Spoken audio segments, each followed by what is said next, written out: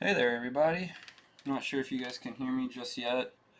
I'm actually getting started a little bit earlier because my OBS weight stream thing is not loading the way that it should, and it was just a black screen, so I figured that wouldn't be very helpful to let people know that I was going live. So I decided to just go ahead and turn the camera on. Still kind of getting set up here a little bit. Pouring myself a glass of water, getting stuff in place.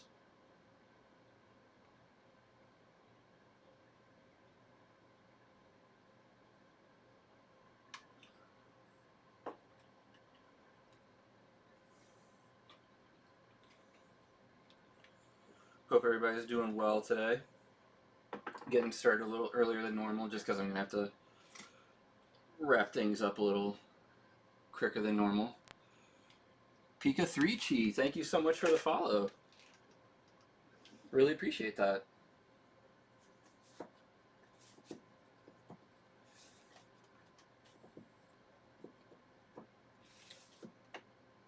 Yeah, as I was saying, I'm probably going to wrap the stream up today around 5-ish. I've got some IRL errands to run. I've got to go to my print shop to pick up some prints of some commissions I recently finished and drop some stuff off at other places, and it's just kind of got to run around town, and especially that late in the day, I'm sure traffic's going to be a nightmare, so.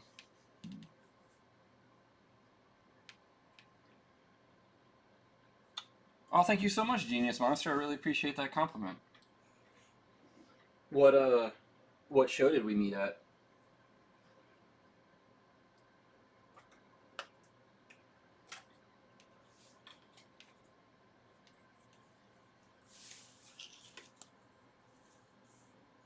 And go ahead and get started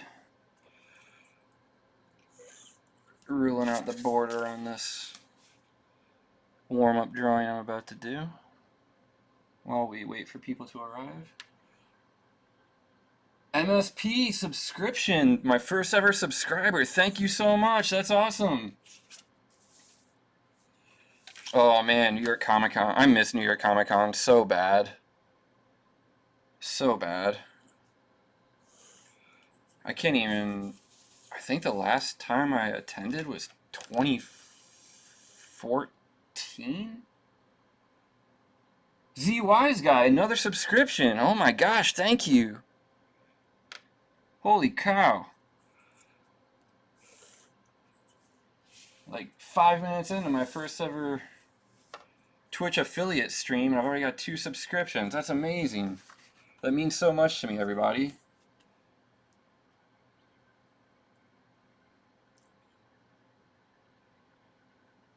Oh, and that also reminds me, because of the fact that I got Twitch affiliate yesterday, there are now like custom emotes and badges and stuff that you guys can unlock.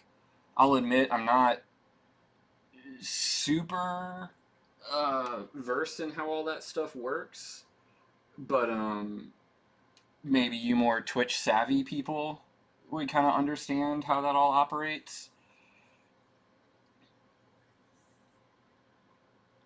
Actually, I mean, as you can see, MSP used Sequatch Barista, thank you so much. Gabriel, oh my gosh, another subscription. Thank you.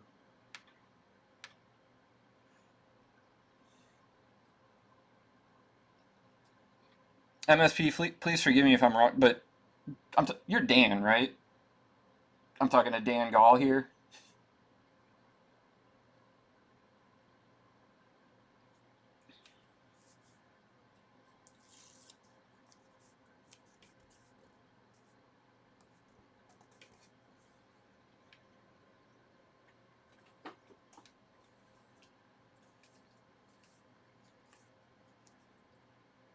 All right, I just wanted to make sure that it wasn't just making an assumption and be like, hey, Dan, how's it going? And you weren't Dan, and you were just like, who is Dan?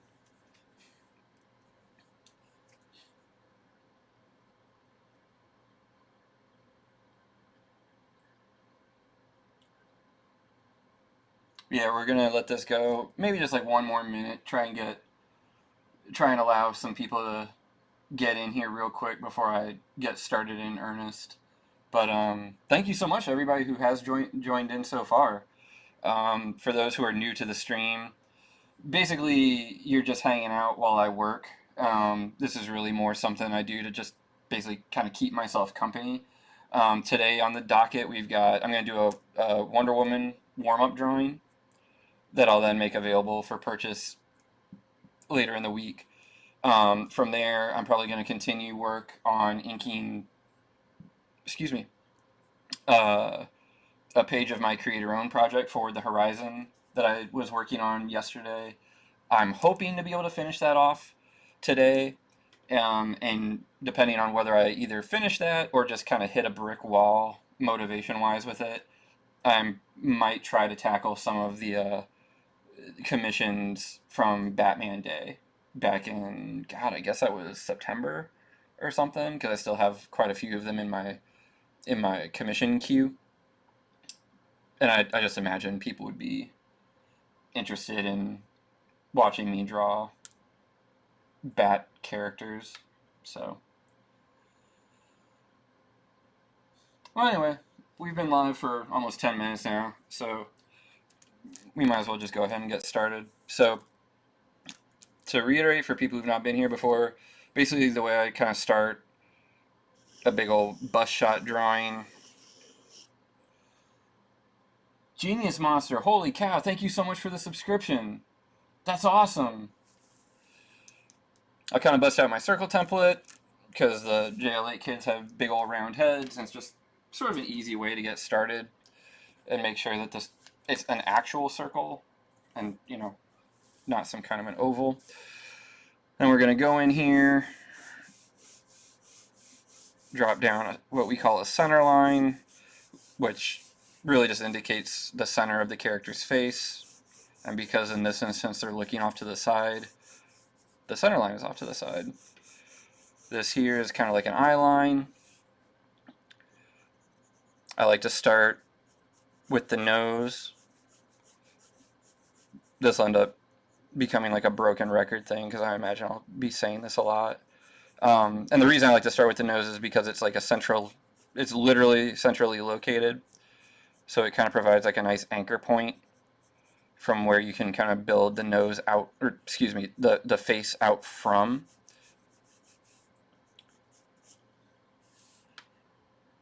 Clockwork Stitch, thank you so much for the follow. I really appreciate that. Oh, it's so cool to see the emotes showing up. That's really neat. I hope you guys like them. I kind of wasn't really sure. I mean, I think that you can always add more emotes, but I kind of just tried to think of funny expressions or kind of iconic faces and stuff from mainly JL8. I figured people would be more interested in the JL8 ones than anything I could put together from Forward the Horizon so far.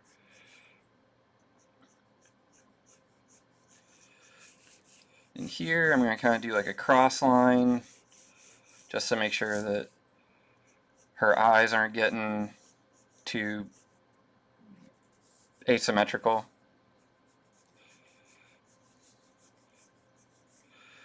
And with Diana, I go for slightly more almond-shaped eyes, which, you know, isn't terribly uncommon when you're drawing a more feminine character. That tends to be kind of designer code for this is a girl.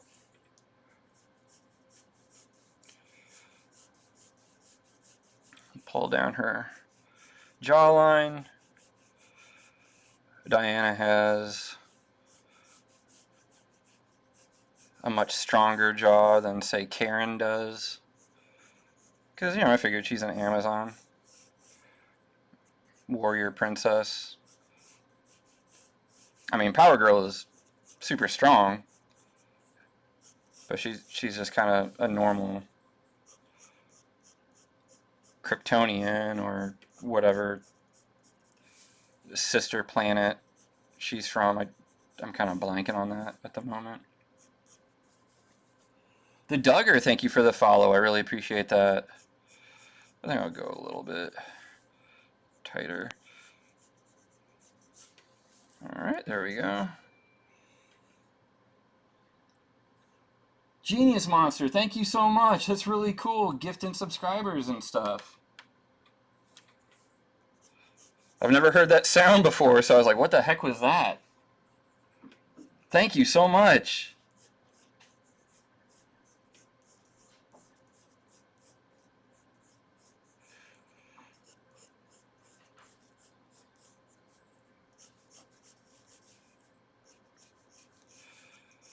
All right, well,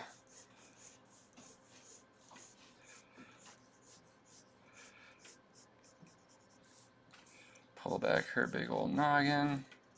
Because all the JLA kids have big heads. Because kids have big heads.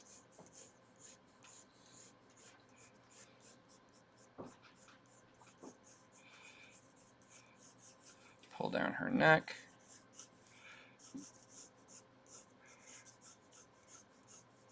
Do a little bit of a rib cage.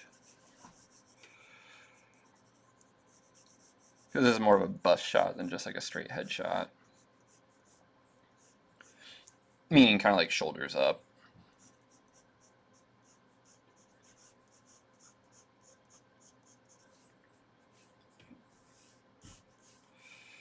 And one of my favorite things is to put in her hair.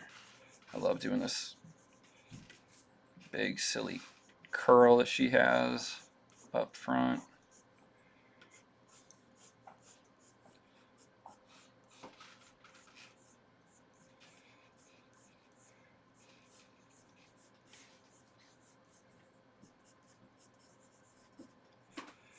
Her hair comes over her ear.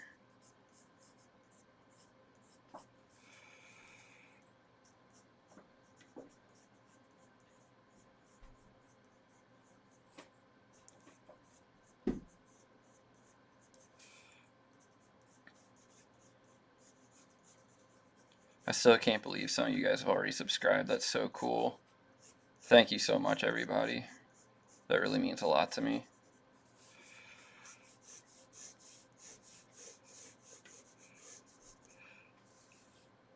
Just another great way that you can help support my content, help me to keep making comics, which is really what this whole Twitch stream is about. I mean, I know that it's a video format and everything, but it's really just a way to kind of give you guys something to engage with while, because, you know, making comics takes a long time. And you don't really have anything to show until it's finished. So I was like, well, maybe people would want to just watch me make it in the meantime. So that's what this channel is about. I mean, I'm not really planning on ever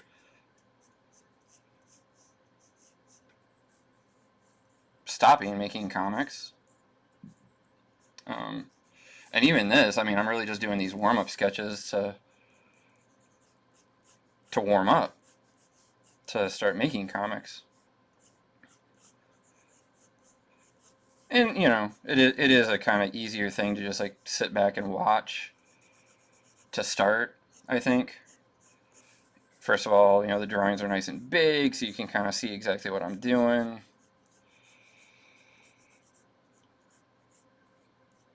And I've had people asking me to do them again because like I mentioned earlier, I tend to sell them at the end of the week for, you know, they're kind of just like cheap alternatives to,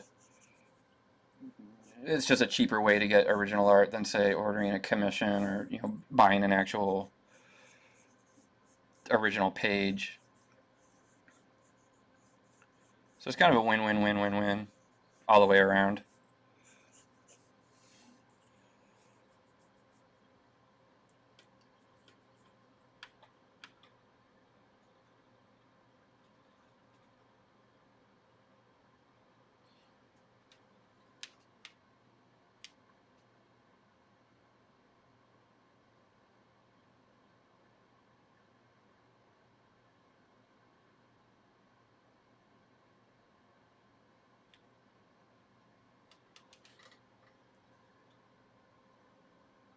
Ashley Dew, thank you so much for the subscription.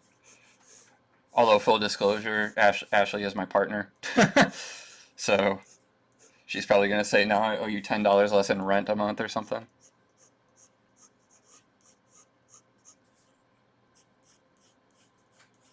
And that we split rent.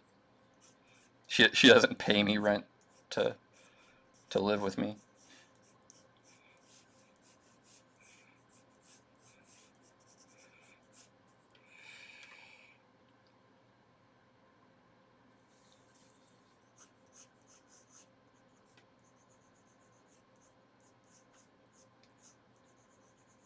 I think we'll have her smiling,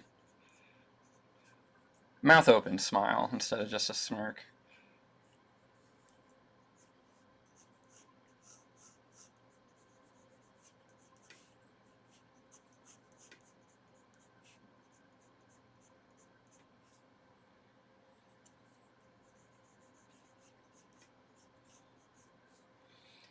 And this is pretty much all I really need in terms of pencils. Kind of lay in where I think the highlights are going to go in her hair. Mainly because I just don't feel like coloring all that in black right now, so I'm going to give her some highlights. That's kind of the funny thing about the highlights in either Clark or Diana's hair. It usually means I'm either feeling really fancy or kind of lazy. But it's the same thing. So, you know. Alright, so now we're going to move on to inking. Let me just tape this up here real quick while I get my stuff together so you at least have something to look at.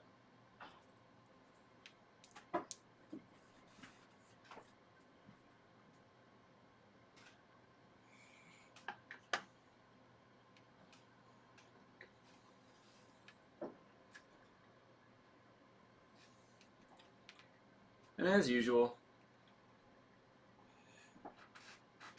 just going to be using my brush.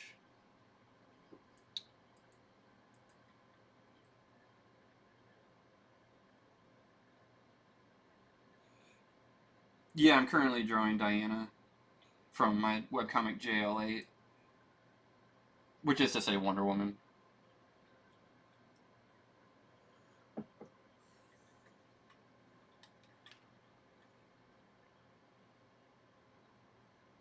Generally, I sell, like, most of the time I sell them just on the site. Sometimes, if it's something particularly unique, I might sell it on eBay just because I'm not entirely sure,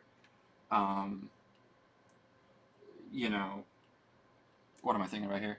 Like, what the market for it would be. Any idea of when the next chunk of JL8 is coming out? It's going to be sometime in 2021. It's really big, and given how everything happened I mean, I was planning on it coming out in 2021 even before everything happened with COVID.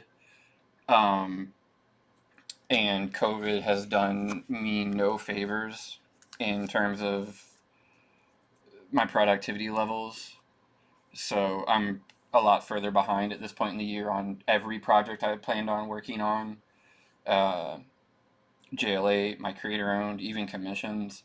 So I'm still planning on having it come out in 2021, but it's probably going to be later in 2021 than I was expecting. But that being said, that's kind of the reason I've actually started doing the Twitch streaming thing, is because it's going to provide sort of a way for you guys to have something to engage with and look forward to in the meantime. Because I'll be making the new JL8 here on the stream.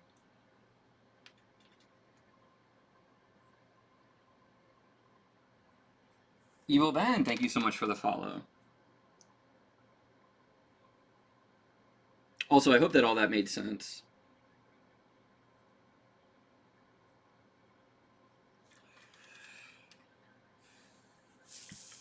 Alright, so usually when I'm inking, I like to start with kind of like a nice big line to kind of get a feel for my brush.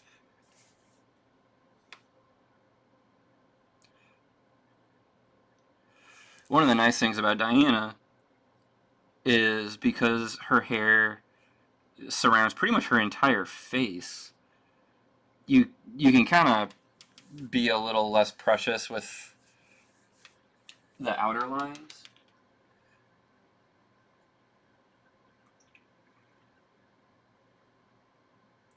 I mean, I guess technically it would provide spoilers for the new JL8. Um, I would certainly not. I don't think I would do certain things on stream that I consider like major spoilers. I would just do those off camera. Um, but yes, I mean, if your definition of a spoiler is you would see it, any part of it before it releases properly or is completed, then yeah, it would spoil some stuff. And I mean, like I'm not gonna start a stream and not tell people that it's there. You're never gonna like tune in and just be like, oh god, spoilers. Um, I don't think I would allow for that to happen.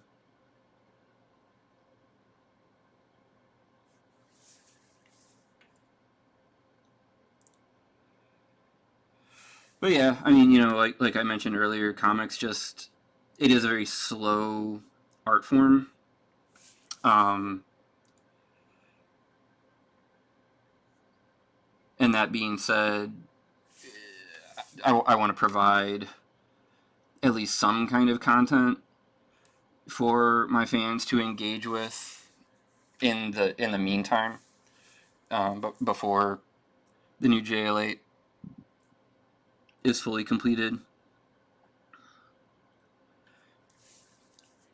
Because I mean, it's probably going to take.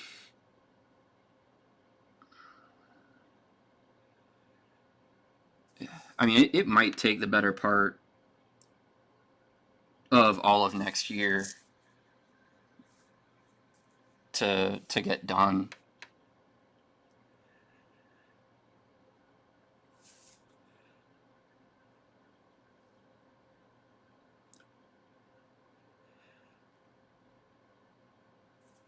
Because I'm still trying to figure out.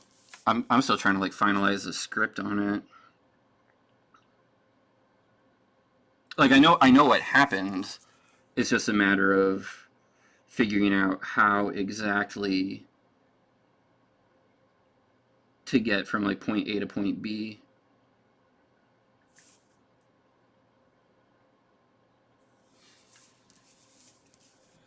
I think I'll go this way, then this way. Yeah, that's fine. Even though this is a warm-up thing, I'm probably getting a little too precious with it, all things considered.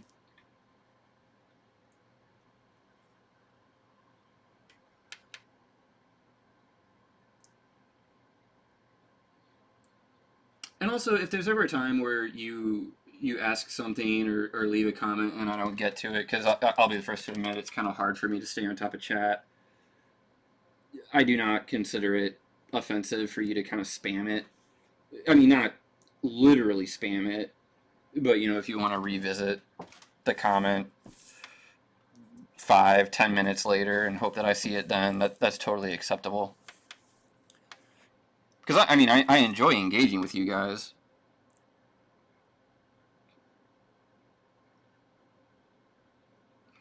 It's just sometimes it can be a little tricky.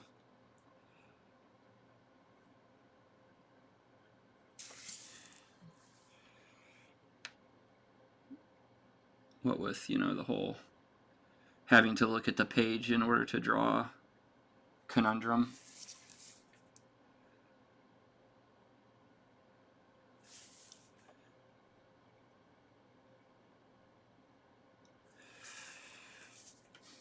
I do want to say this. I mean, this has been so cool already. For those who don't know, I mean, I really did start this stream hoping to just have, oh, it'd be nice to have like 3 or 4 people to hang out with while I work. Just because working in comics, being down here in the basement at my drawing table all day, You know, I'll be honest, it gets kind of lonely.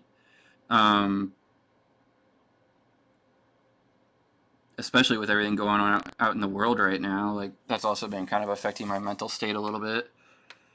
So I was like, yeah, I mean, as long as that's what I get, that's good enough for me. So the fact that, you know, I'm an affiliate now and people are subscribing and all that kind of stuff, like, that's all just complete icing on the cake. And I can't tell you how grateful I am that you all have been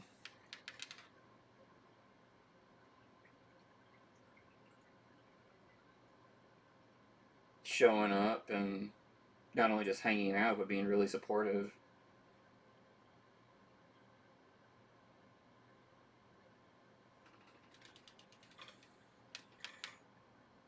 Yeah, well, you know, I know 3 or 4 maybe sounds kind of small, but you know, like this isn't what I do. Air quotes. So you know, like you never want to just assume like, oh, because people read JL8 or follow me on Twitter or you know whatever the case might be, doesn't always mean it'll translate.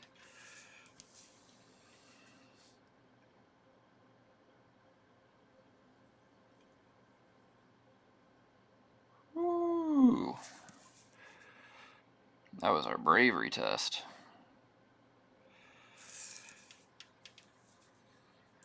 And yes, from time to time I will be quoting Bob Ross. Because I love Bob Ross. And I'll admit, I'll be a hipster about it. I've loved Bob Ross for a long time. It's become very trendy. And I mean, I'm glad that more and more people are authentically coming around to how much of an important contribution he's made to the art community.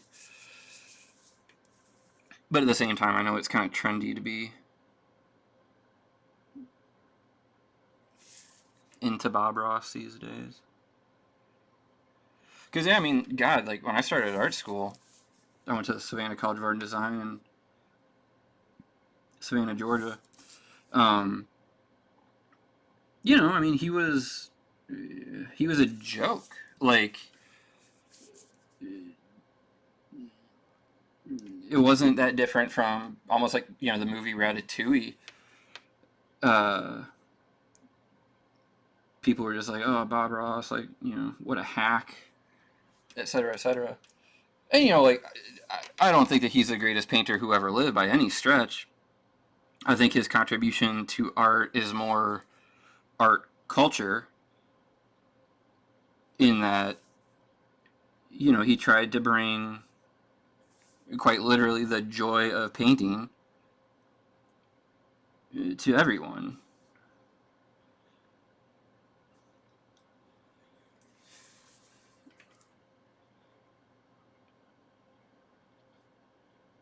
Because, yeah, I mean, you don't have to be a master artist to create art. Paisley James, thank you so much for the follow. I really appreciate that.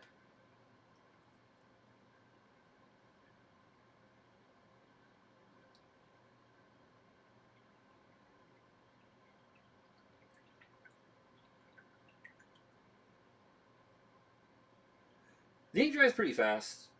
It really, when it comes to brush inking, it really all hinges on how much you load the brush.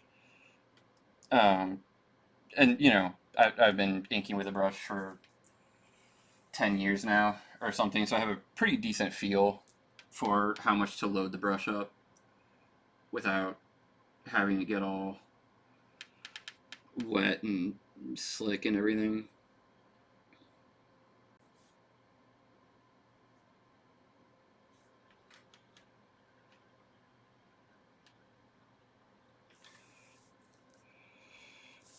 Here, we'll do her, ink her chest.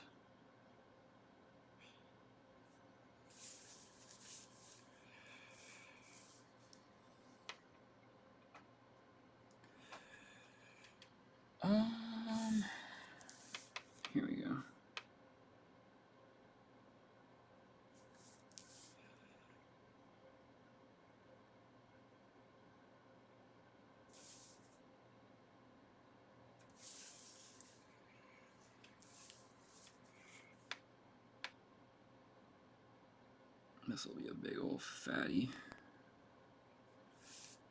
line, that is.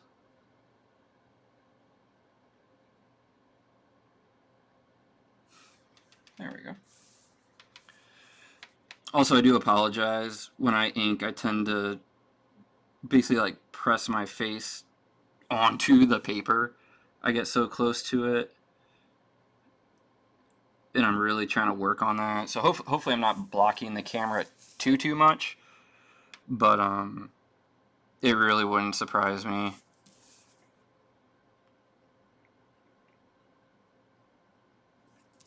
if I enter that territory on occasion. So please bear with me on that.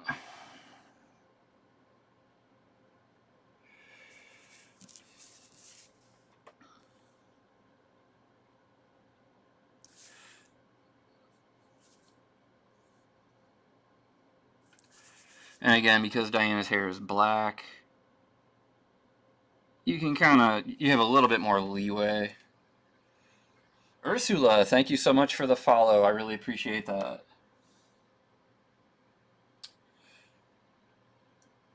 How often will I stream, and will it always be around this time? That's something I'm still kind of figuring out. I mean, I'm kind of treating the stream as like, basically whenever I sit down to work, I just turn the camera on. So I am planning on streaming pretty much daily. I think for right now, it'll be around this time. Usually it's, right now I'm currently aiming for like 2 p.m. to 6 p.m. Central Time. No more cheese. Thank you so much for the follow, although I disagree because I love cheese. With the exception of Tuesdays, I'll probably only stream till about 5 because I usually have an appointment Tuesday evenings around 6. But yeah, I mean, eventually I'm hoping to kind of do, around like 8 hours worth of streaming a day. Like 4 hours, 3 to 4 hours in the morning, and 4 to 5 hours in the kind of like afternoon and evening. And again, like I'm not expecting people to come hang out that entire time. It just really is a matter of like, oh, it kind of helps motivate me to have a healthier sleep schedule if I, can kind of know that like, oh, I need to wake up because people might be wanting, or are expecting me to be online. Things like that.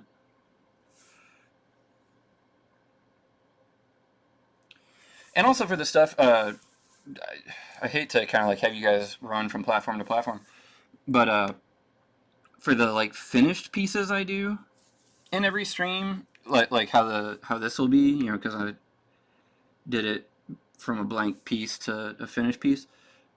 I have been posting that stuff. I mean, there's only one so far, but I've been posting time lapses of that stuff over on my YouTube channel, which I need to make a command for. I'm pretty sure it's literally just my name, Yale Stewart. But if you ever want to kind of like rewatch, and then I also put the entire stream up over there too. But in case people want to watch it a little bit faster than real time and just kind of see it come together all quick like.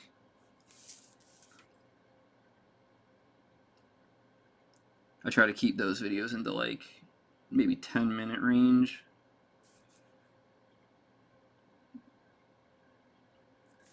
Which means it's probably about like, I don't know, 3 to 4x speed. I think usually this takes me between like 35 and 45 minutes. Something like that.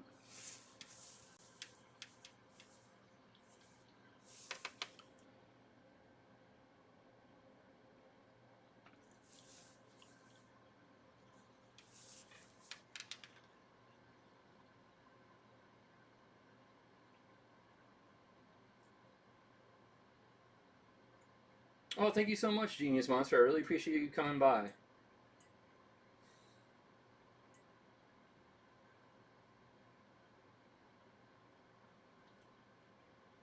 Ashley, thank you for the assist with the YouTube link. I appreciate that.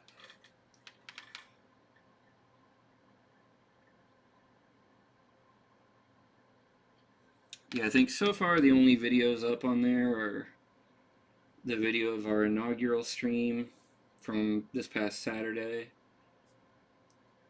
Yesterday's complete stream might be uploaded at this point. And then I need to upload the time lapse of the Green Lantern warm-up drawing I did yesterday.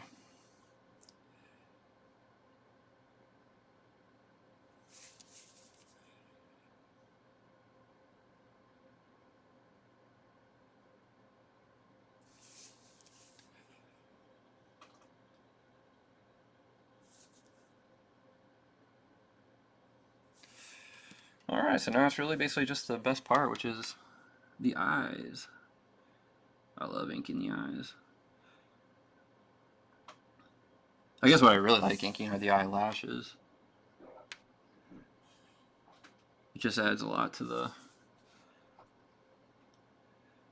I don't know, I feel like that's like kind of like when the character really comes alive, as it were.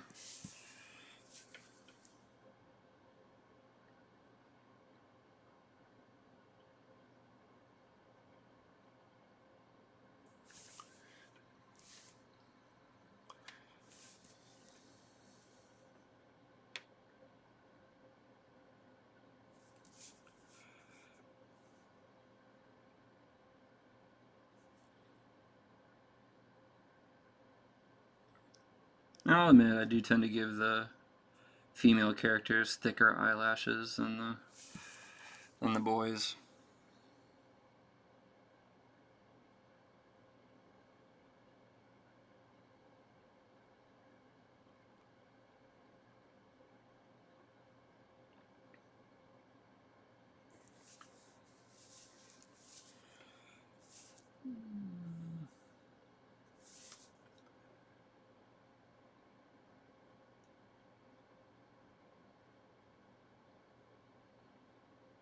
Man, I just realized that the new Wonder Woman movie comes out in just like a couple weeks. On Christmas. That's pretty wild.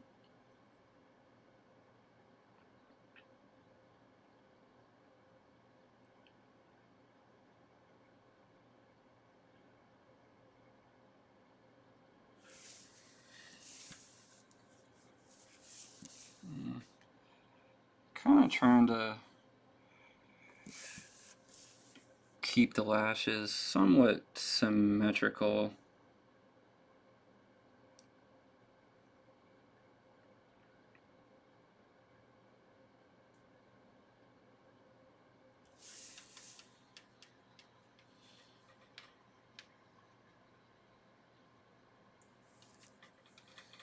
What's my favorite animal?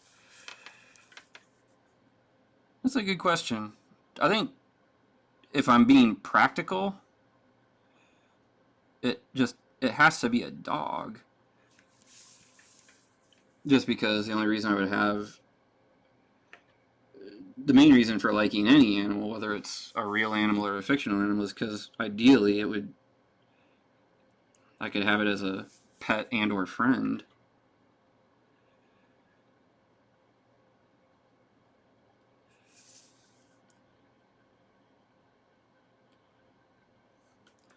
I mean that in a pretty literal way. Like, yes, you could have a lot of different animals as a pet, but like, I want it to actually be a pet that I'm not afraid might murder me at some point.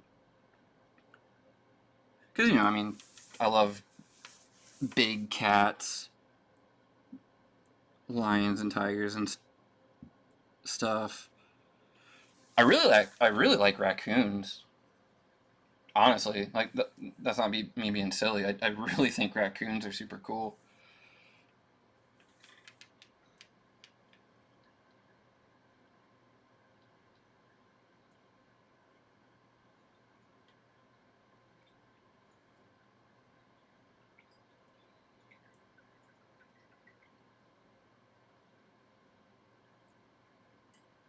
Ashley, thank you so much for gifting a subscription over to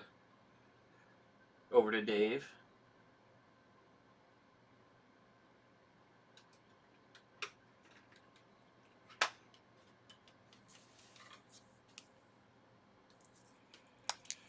And for the pupils, just because I really want them to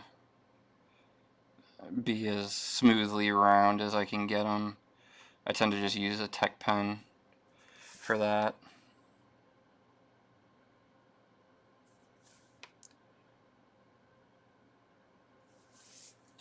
I also use a Tech pen to put in some kind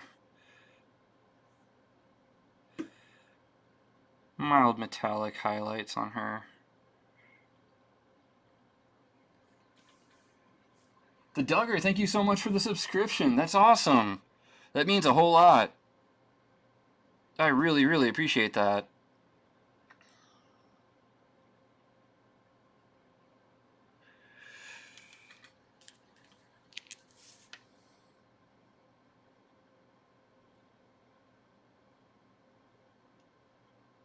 Boop. Alright, and then that's most of the heavy lifting done. Now I just get to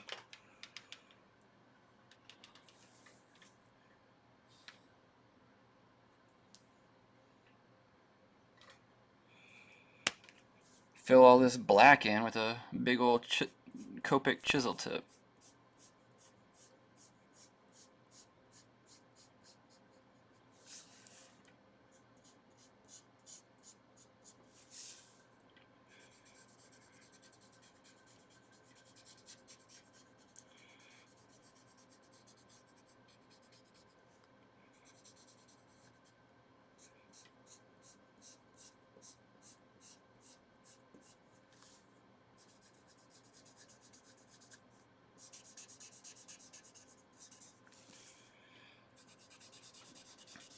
This is the one thing that really makes me not enjoy doing big old headshots of Diana and Clark. They just have so much hair, and it's all black.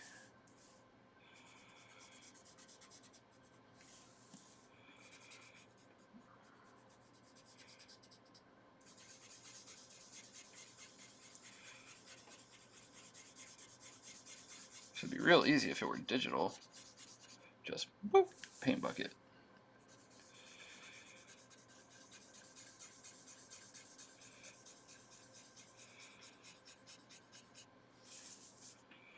But we draw in pencil and ink around these parts. And that's not any kind of dig at digital artists. There are plenty of amazing digital artists out there. It's all about just finding what, you know, feels best to you. And I just really enjoy the feeling of working with traditional media. I do all my colors digitally.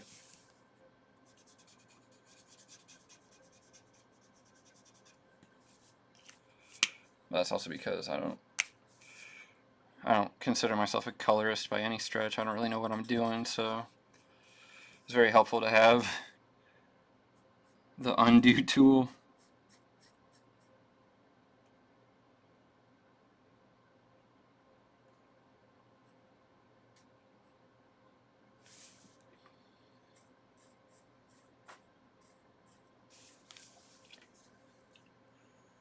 Jake Asher, thank you so much for the subscription.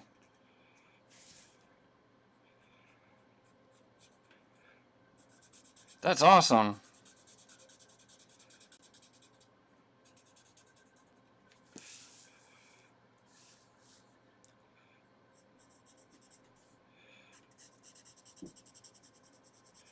That means so much, guys.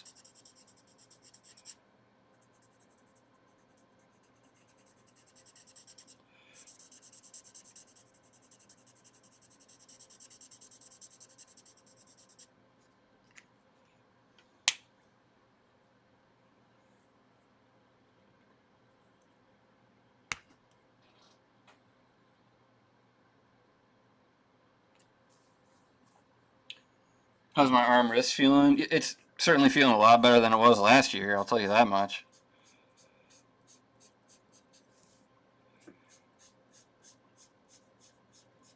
for those who don't know, not to, it's kind of a long story, but basically last year I got like tendonitis in my drawing wrist, my right wrist, and it sucked real bad. And that was after getting like bronchitis and being so sick I couldn't really work for like 2-3 months, something like that.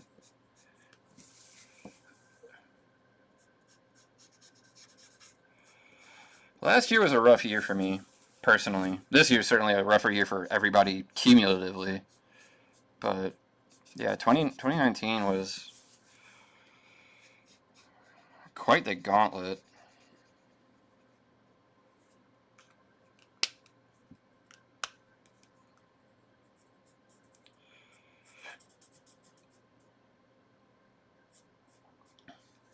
I guess I was the canary in the coal mine. I was the first one to have like a really long, awful year. It's like, okay, it worked on Yale. Now let's try it on all of the world.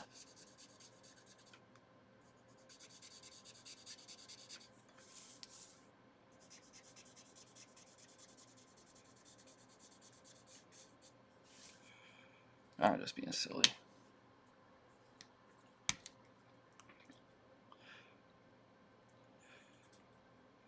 Yeah, Jake, I'm happy. I'm happy to be streaming on Twitch too. Thank you so much for supporting me. That means a lot. Because even though I keep kind of talking about how, you know, COVID has a lot to do with me making this decision and all that, it is something I've been wanting to do for a very long time, but was always kind of basically, you know, just kind of like afraid of failure.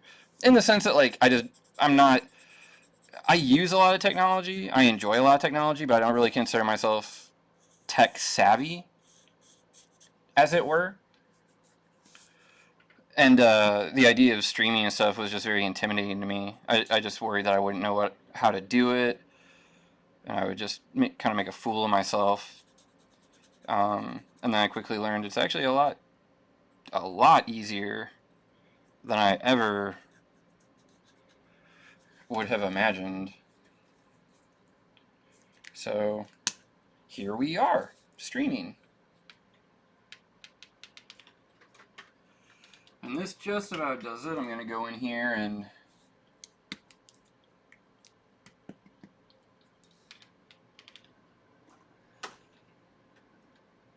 ink the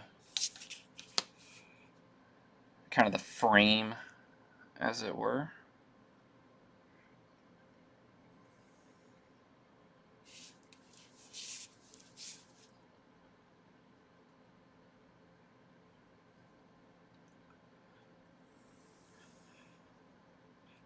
Mainly just because I think it looks nice.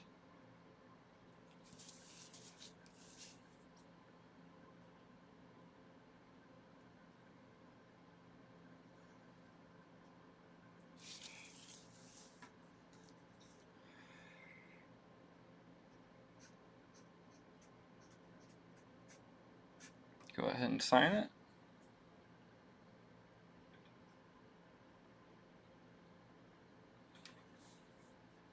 And there we go. A finished Diana warm-up piece.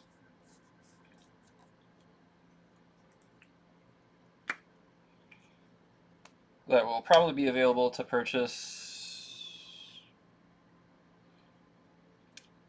maybe like Friday evening. I'll put that up in my shop.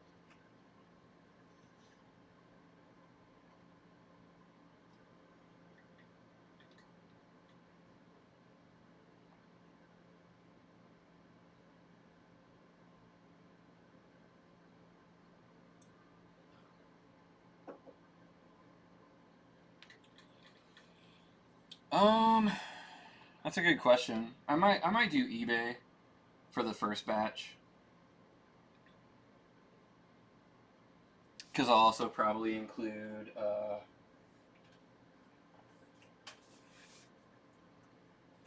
this Bruce headshot that I did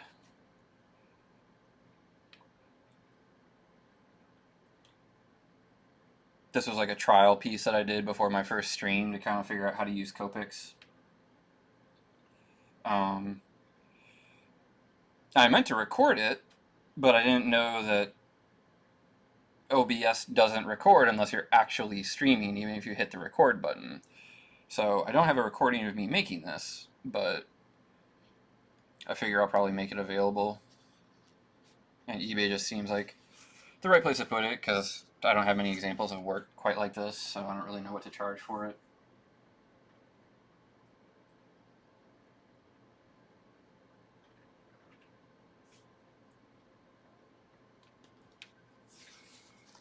Oh no, OBS records, but you from what I understand, you have to actually be actively streaming for it to be recording. Like it's recording the stream, not just the footage that your camera is seeing. That or the file just went somewhere that I don't know where it is.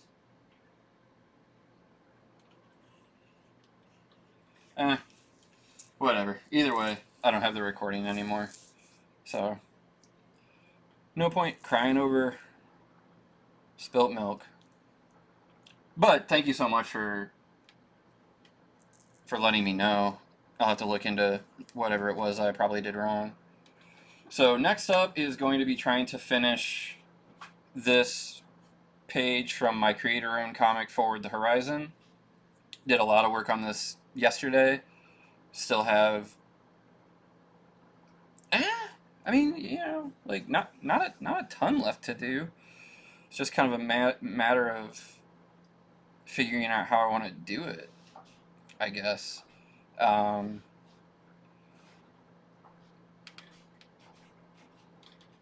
So yeah, this will be the next thing that we work on.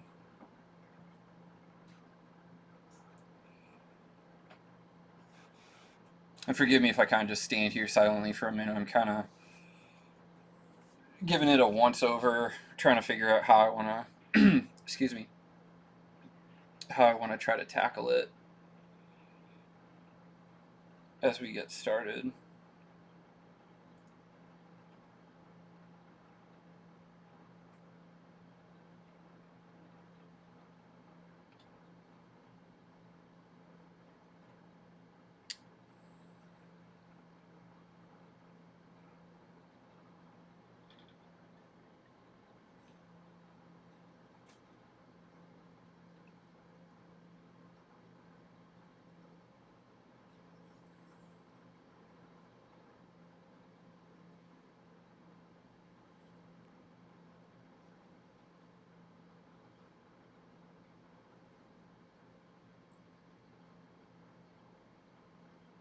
Oh no, I'm definitely coloring this comic. I actually have a few pages colored already.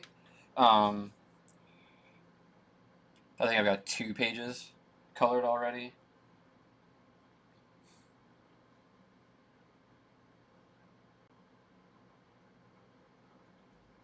I actually made a plunge on an iPad Pro specifically to color this comic. I think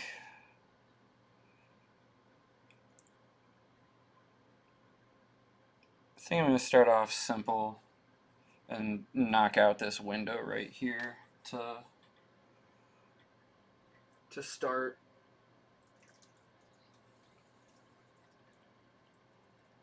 Oh, actually, thank you so much for the cheer. That's my first ever bit cheer.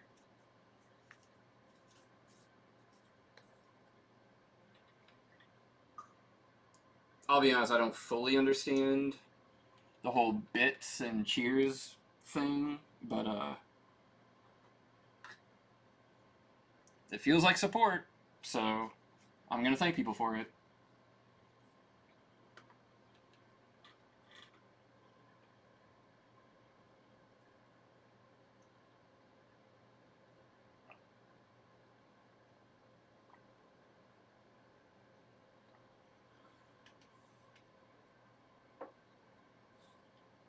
Oh, cool. I just made $1. I'll take it. I got $1. I got $1. I got $1. Hey, hey, hey, hey.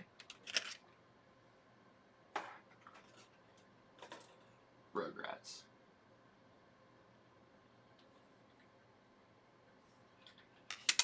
Did I just say Rugrats? I meant Little Rascals.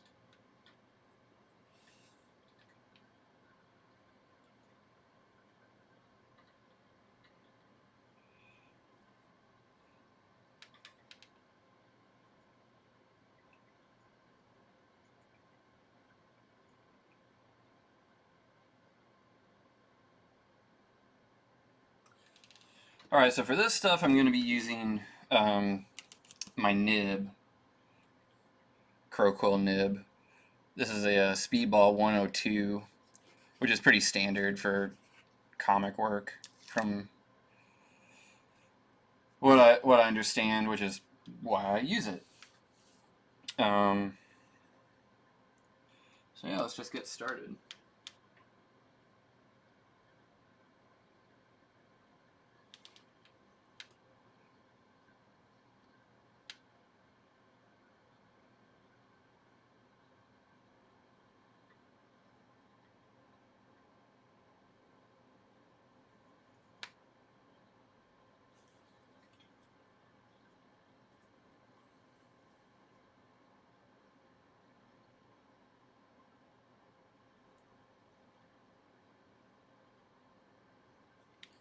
I'll be the first to acknowledge that nibs are pretty finicky.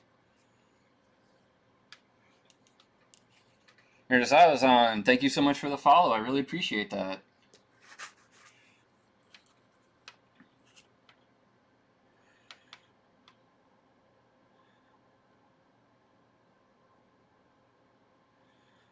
So I'm trying real hard not to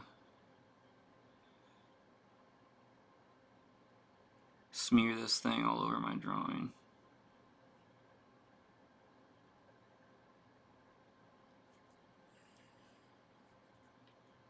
Oh yeah, still got some lines down here to tackle. Here, I'll try to push this up a little bit so I imagine it's easier to see that way. I think I was getting a little like off camera, as it were. We'll do that.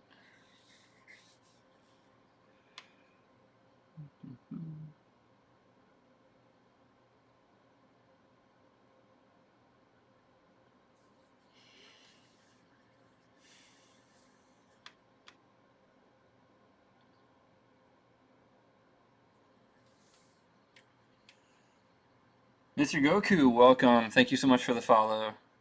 Really appreciate that.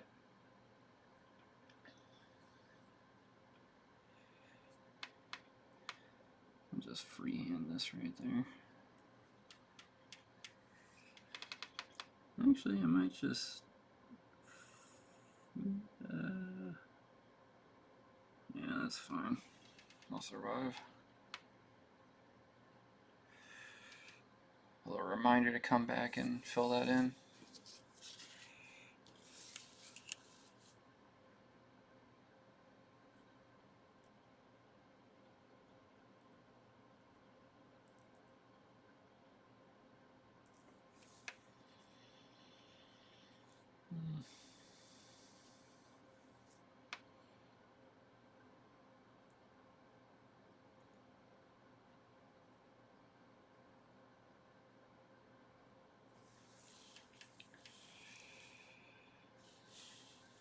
Oh, this actually is a wall line, not just a...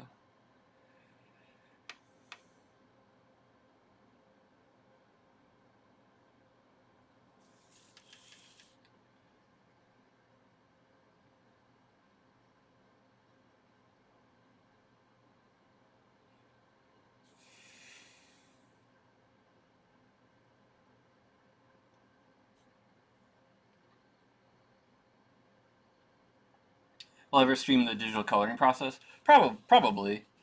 It'd just be, you know, like a screen share type thing. I don't really see why not. I mean, you know, assuming people are interested in it, but I think people probably are.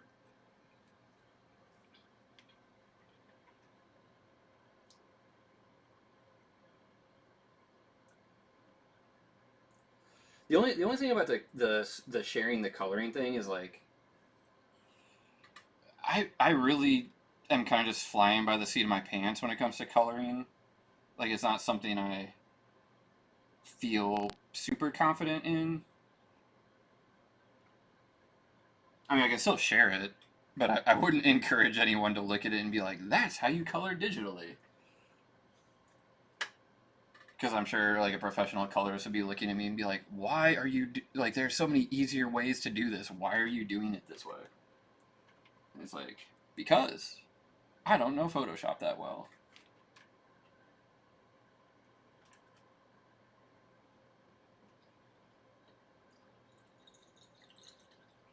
Sorry, I'm just grabbing myself another glass of water real quick.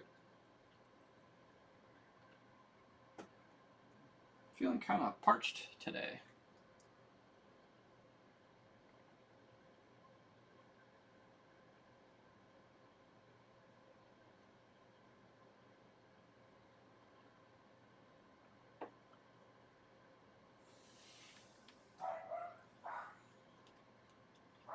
Oh, sounds like the baby boy has found something he doesn't like. I'm sure that you can hear him barking up there. Alright, let's knock out these bars here real quick. And because they're a little bit thicker than what I'm comfortable using my nib on, I think it'll probably just be easier to use a tech pen for that. So I can just hit it once instead of having to like go over it twice and maybe even have to fill it in. So I'm going to use this is what's called a parallel ruler. It basically has like a roller ball right here. Well, it's not a ball, it's a tube. And it helps you make parallel lines. There are better ones than this. I don't have a better one. There are ones with like more kind of like rubberized, no-slip wheels on it. And also metal ones, because after enough use, this plastic actually starts to kind of chip. I'd really like to get a better one, but for now, this is the one I've got.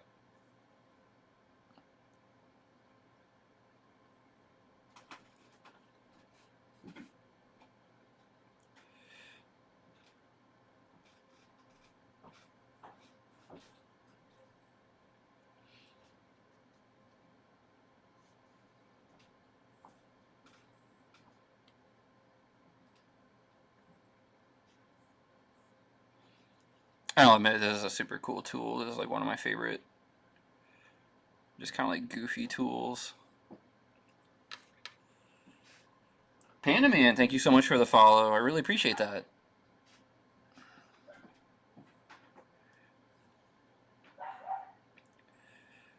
I wonder what Niles is barking about. It's not the mailman. You can tell when it's the mailman because he sounds like he's going to war. Maybe there's just another puppy dog getting walked out front of our house. And he's either saying, hey, come play with me, or get off my lawn. Who knows?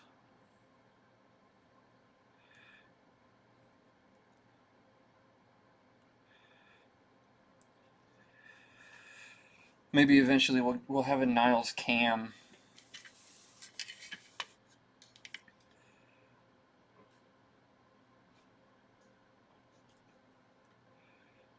I see people that have that on their streams. It's kind of funny.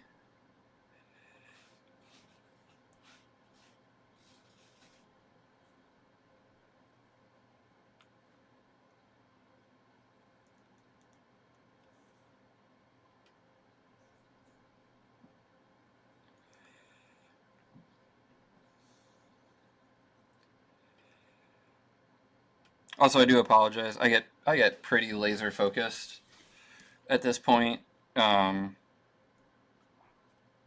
I tend to get a little less talkative.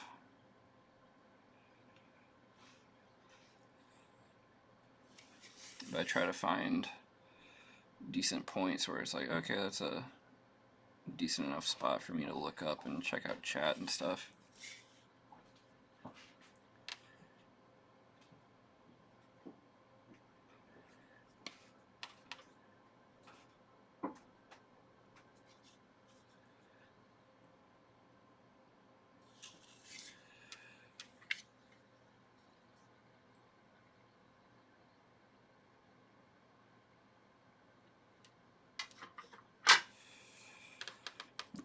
go down here and fill this in just before I forget.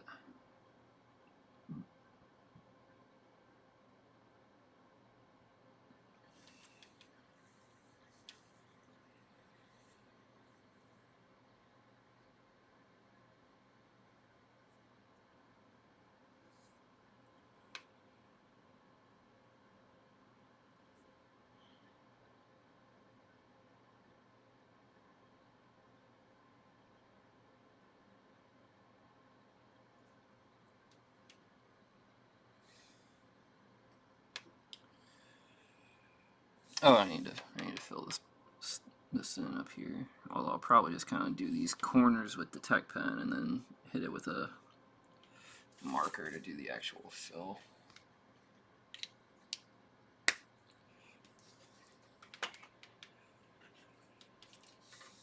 Oh, getting ever closer and closer to being done with this panel. If you guys only knew how much this panel has been giving me fits trying to ink it. I've been working on this page for like 2 weeks now or something, because I'll work on it for a couple hours and it just completely whoops my butt. I just have to stop and work on something different because it just utterly exhausts me.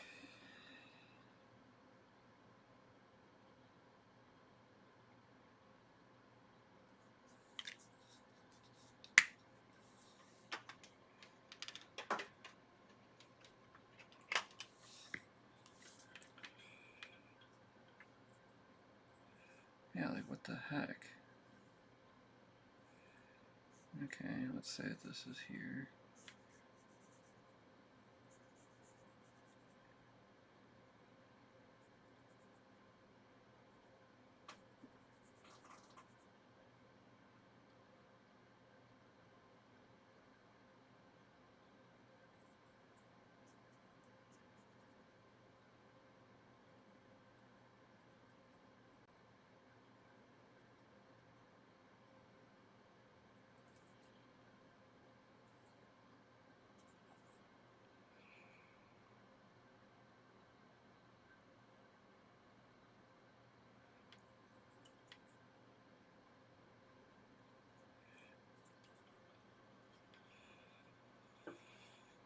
Oh lordy, I hate this. I'd hate this so bad.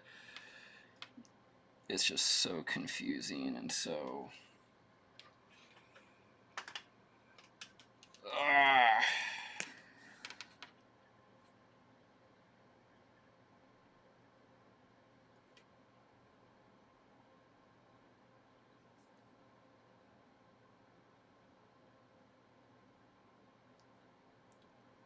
Like this has to have been intended to be filled, right?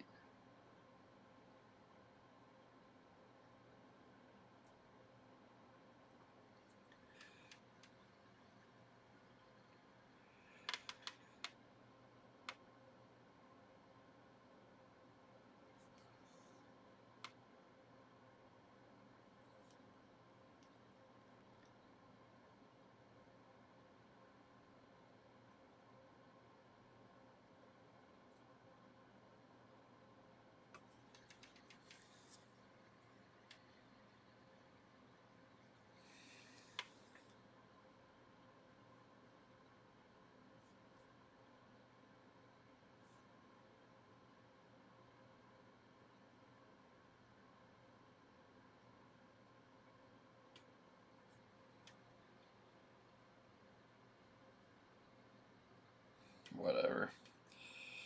It's not going to make any sense anyway, because I'm probably going to go in here and do a bunch of hatching to kind of indicate shadow kind of inside baseball stuff. You'll see it when I do it.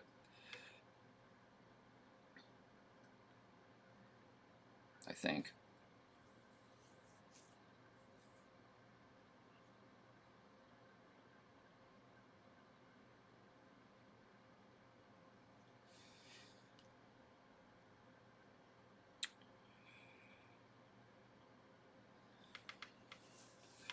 So here, This is kind of like...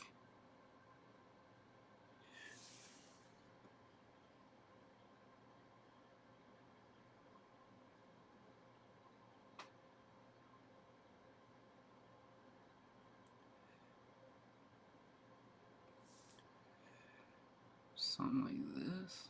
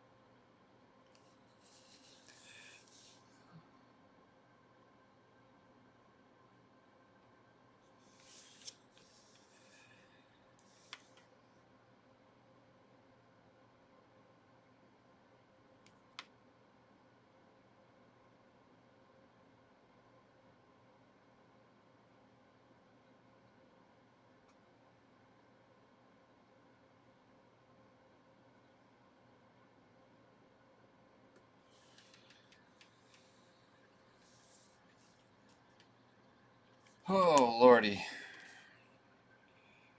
This is... oh, man. This is a lot of mental energy, let me tell you. Here we go.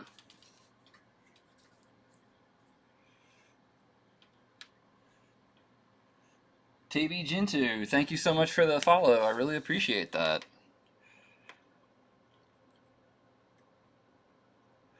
Apologies for not being the most talkative right now. This is just kind of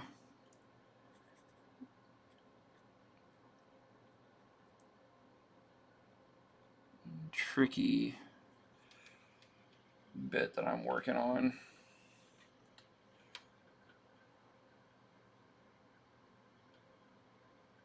Faro, thank you so much for the follow. I really appreciate that.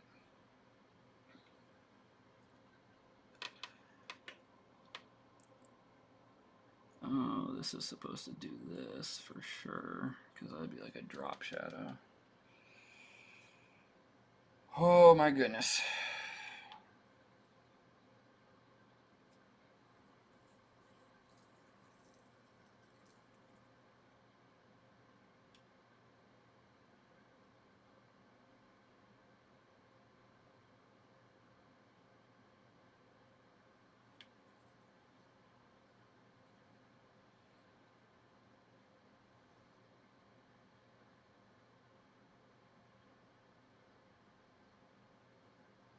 Oh, very cool. Thank you so much for coming by. I really appreciate that. Alright, I think I'm going to have to just go in here and try to make more sense out of some of this with my pencils before I start inking again. So let's say, alright, we got this chair right here. Because I don't know what these lines here are. So let's just pull this down. Let's see, alright, this is, there we go, that's the chair backs.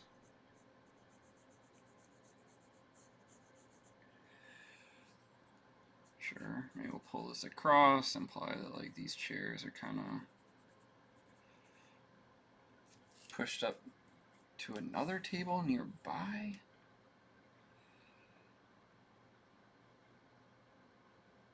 Like a two-top.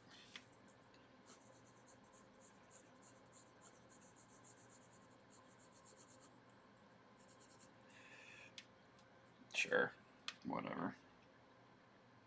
We'll just go with that. And this is the table back by the bench booth.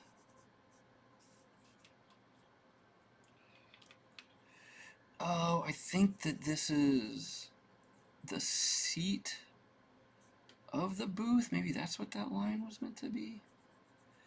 I think we'll pull it a little bit further down.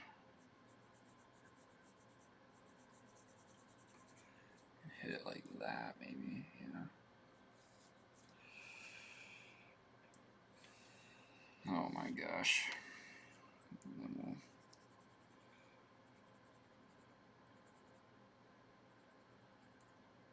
blacken all that. Alright, I think I finally kind of cracked the code on that a little bit. At least so much so that, like, I don't think anybody's gonna look at it and think that it's, like, obviously wrong.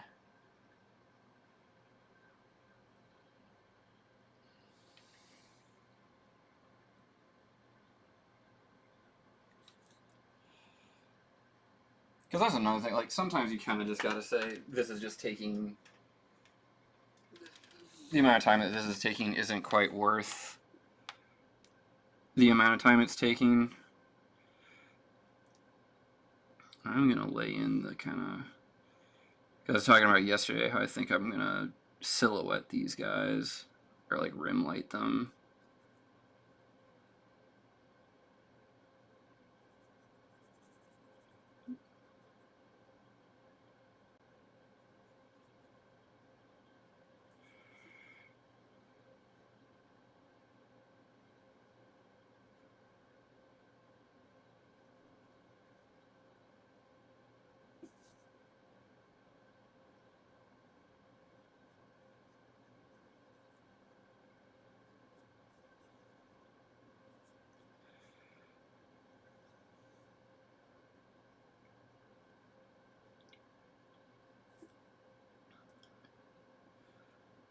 As they walk out of here.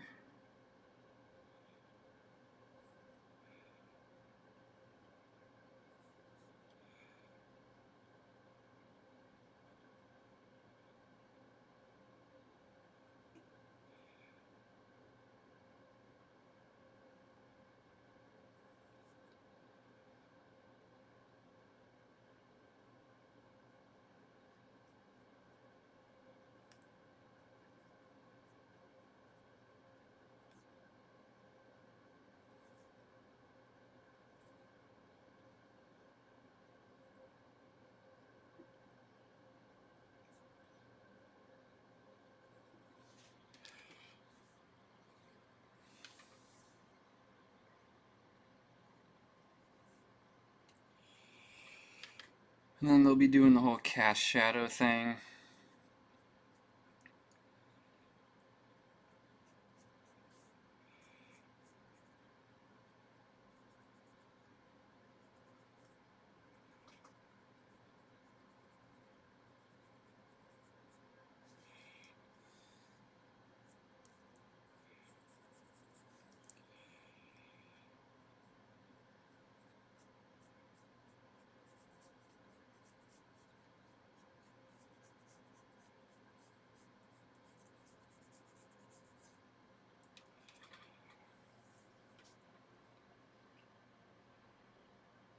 So all that's probably going to be just black.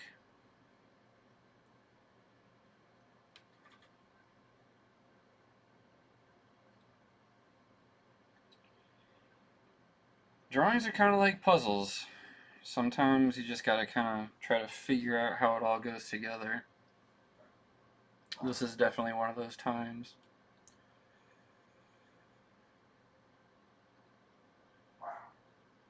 And as such, it's very draining.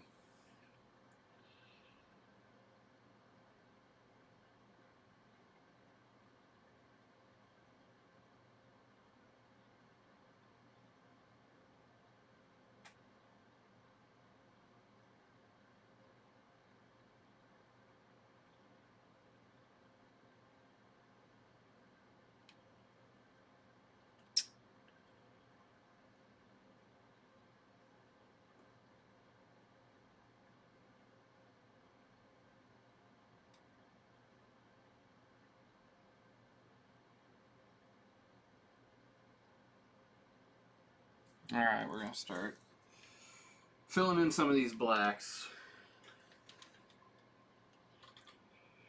I think it's just going to kind of help my mental state. Basically make me feel like I'm actually getting something accomplished here.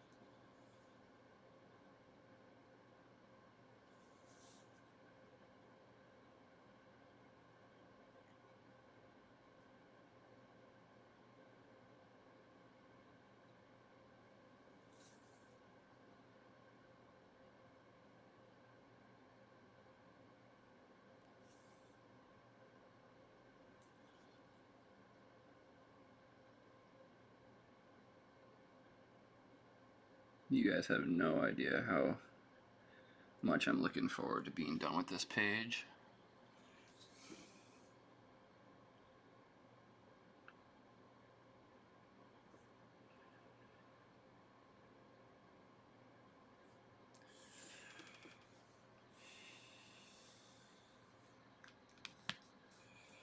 Alright, so there's that.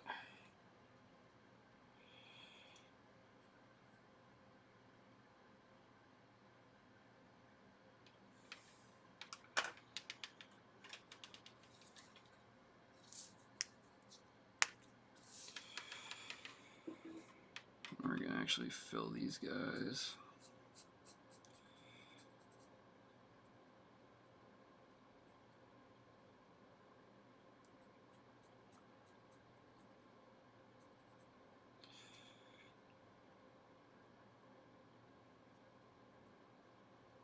And you know, it's entirely possible that this just isn't really going to work that well.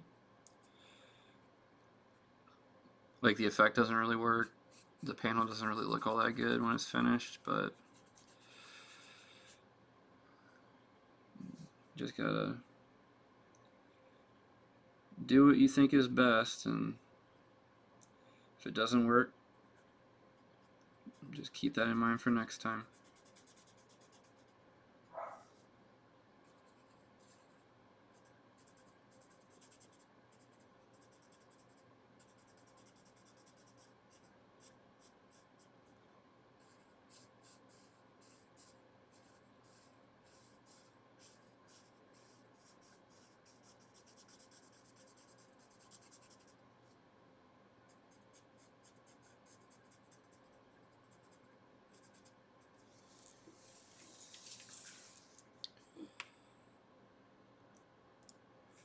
Maybe I should just be quiet and let this be like an ASMR stream.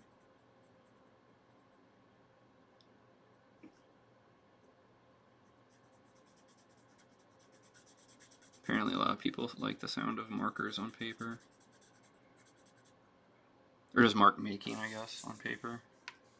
That's one of their triggers or stimulus or whatever you generally call it in ASMR.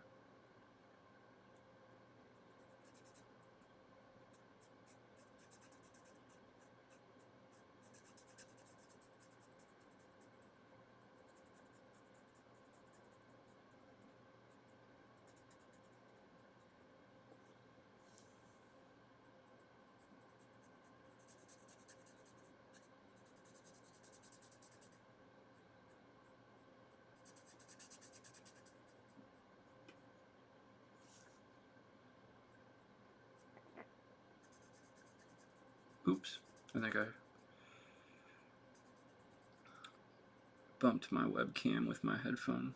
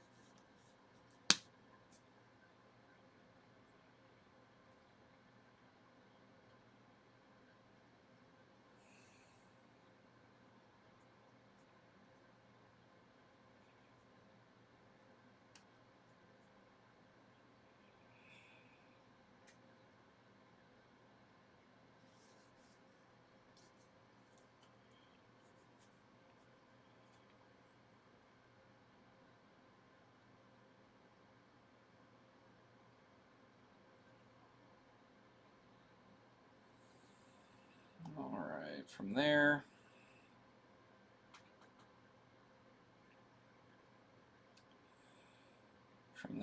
from there.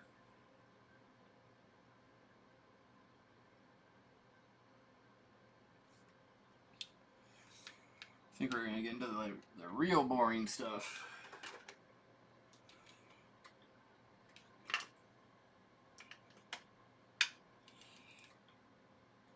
Where I am basically going to just lay in a bunch of these lines along this back wall to kind of start creating the shadow effects.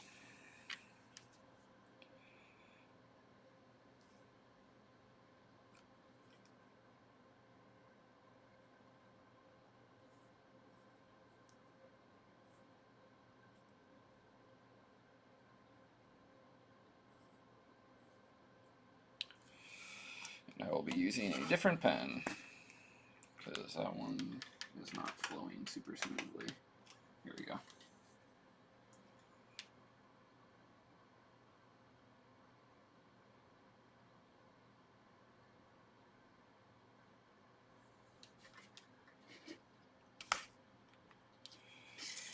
Alright, let's give that another shot.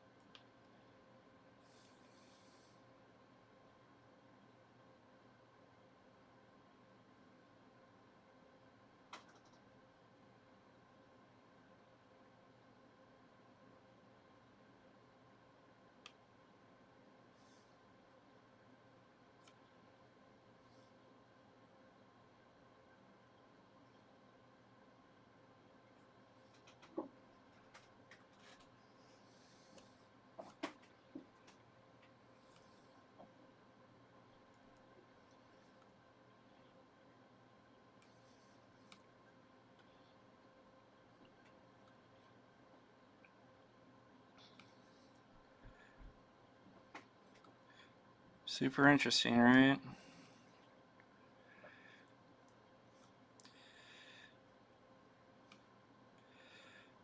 This is basically like watching paint dry in comic form.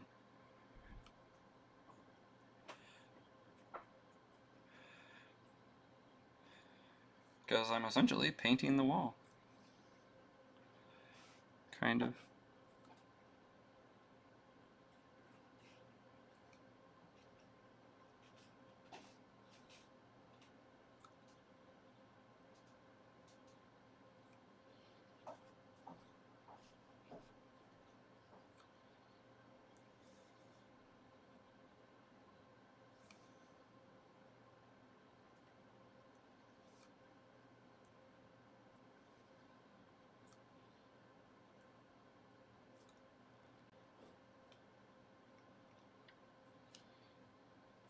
I keep putting my headphones on at the beginning of the stream and then forgetting to actually turn music on.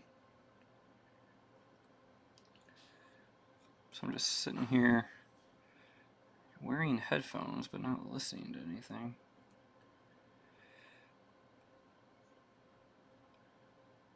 Which would be pretty helpful. Not helpful, but pretty nice given what I'm currently working on. Oh, hey, cool. Got about, I don't know, a quarter of it done.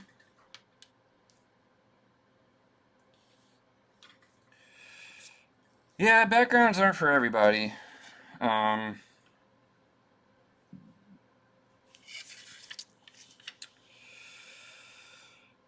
It's kind of one of those things, like, for me personally, when I'm like, when I'm in the mood for it, it's like the funnest thing in the world. Like, I really, truly enjoy it. But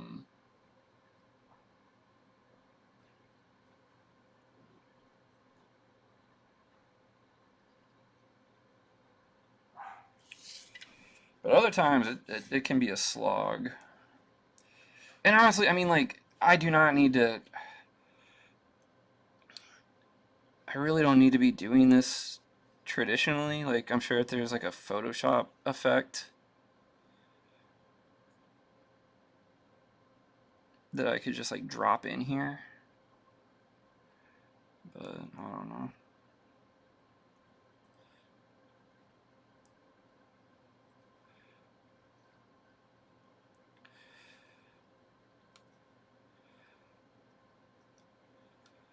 I don't think I'm going to do this entire back wall in a single shot just because it's...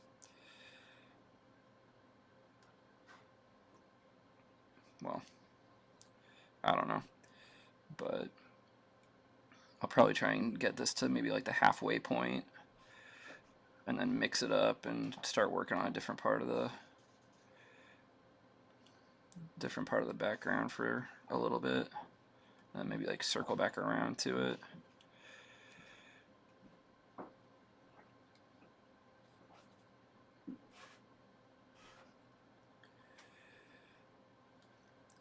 Because yeah, there's got to be only so much of this that you guys are willing to put up with.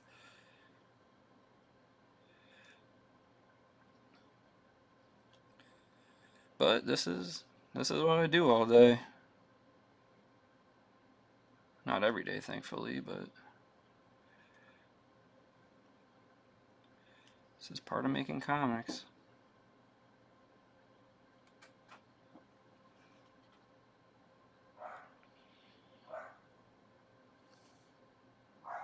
And, you know, I mean, this is, you know, a page of the first issue of a brand new thing, so, like, it is also one of those things, like, you kind of want to come out of the gate swinging, as it were, because there's a lot of stuff that people can choose to read, and no one has the time to read everything, so you want to make sure that people feel like they're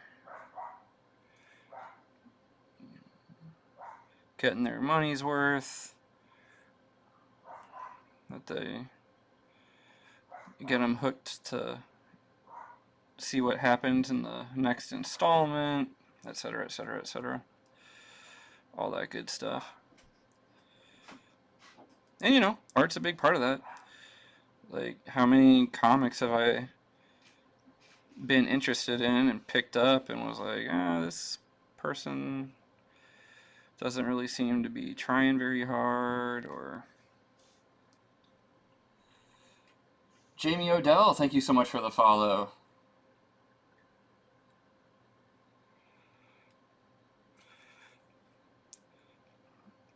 That's very generous, especially given what's going on right now. Just watching a bunch of lines get drawn.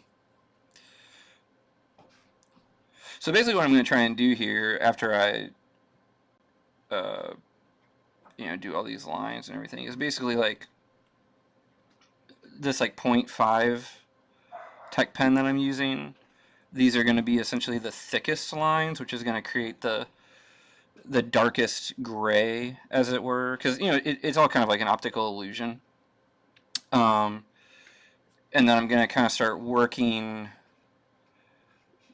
towards the foreground, both with thinner line and also like increasing the space between the lines. Oh my god. Oh wait, no, I think that's okay. Yeah, that's okay. I thought I drew a bunch of lines on a table leg that I shouldn't have, but we're good. Because in this instance, you know, all the light pouring in the front door would kind of throw everything on that end of the room into like a not high contrast, but you know, like if you're in like a not terribly well lit room and you look out the front door, if somebody opens the front door on a bright sunny day, everything around that front door gets a little darker and harder to see, but the stuff that's kind of closer to you isn't as affected by that shot of extreme brightness.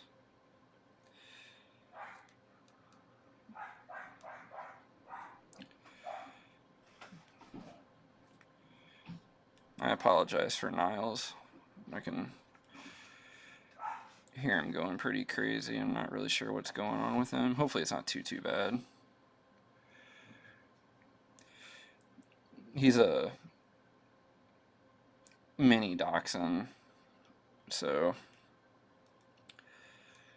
they're admittedly a pretty barky breed. He's not really acting out of character, as it were, but I can imagine it's not... It doesn't bother me as much because he's my dog, but I totally understand how not everyone might feel quite that way.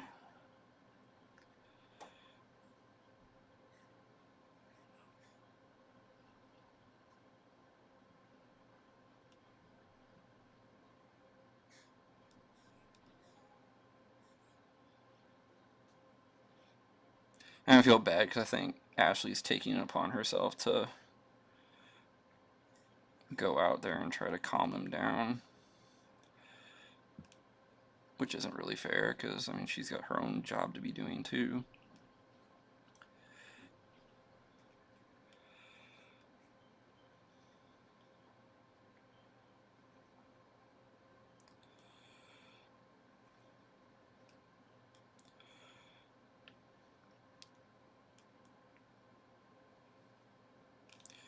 I think the next thing I might do is, like these beams and stuff, it's all meant to be wood.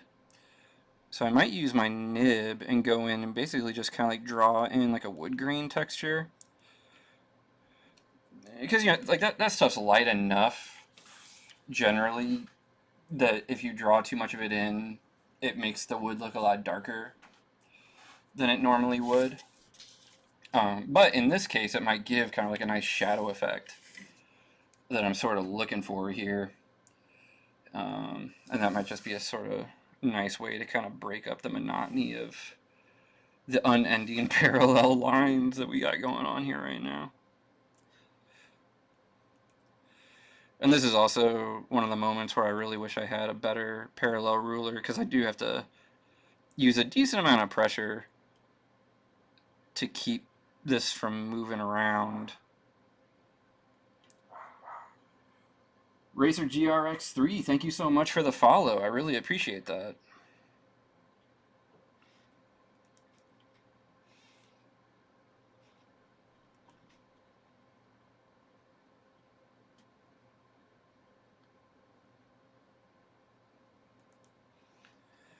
I actually can't remember. Is the GRX, is that an actual model? Is that like an Acura or something? Most of my car knowledge is domestic muscle stuff.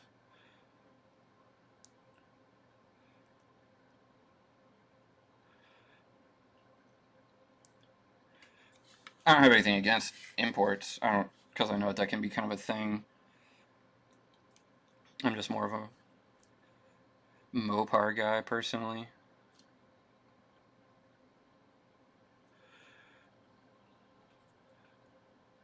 Those new Civics are sweet though. I watched that video of it setting that lap record at the Nürburgring. That was pretty awesome.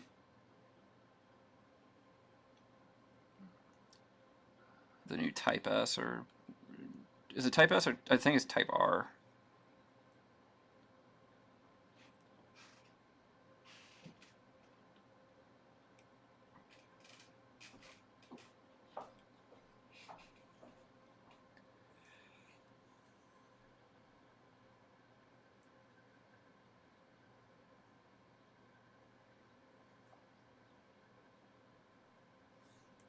Well, I know Racer X. What's the GR for? If it's a Speed Racer thing.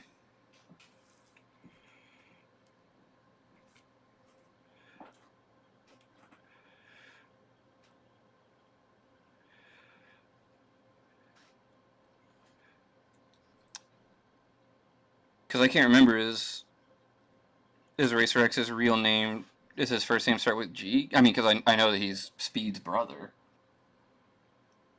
So technically his last name would also start with an R.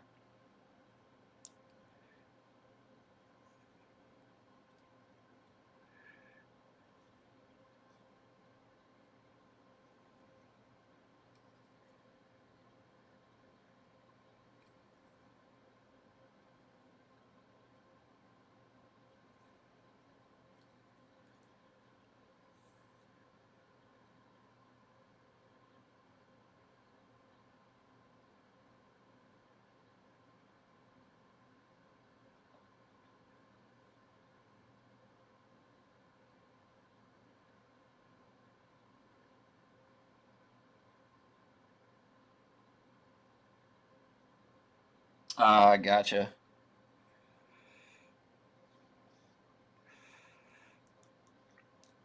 I watched a lot of Speed Racer growing up as a kid, but we only had like a couple of VHS tapes. So it was basically just watching the same couple episodes over and over. Mainly the Mammoth car. We watched the crap out of the Mammoth car. Eon B, thank you so much for the follow. I really appreciate that a lot.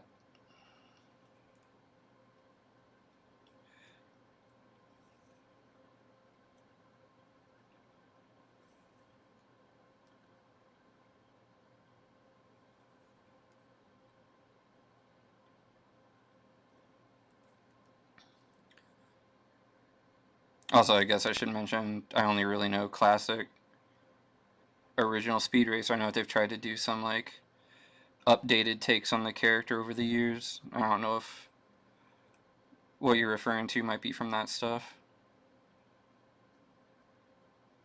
I don't know if there's anything wrong with that, I'm just not familiar with it.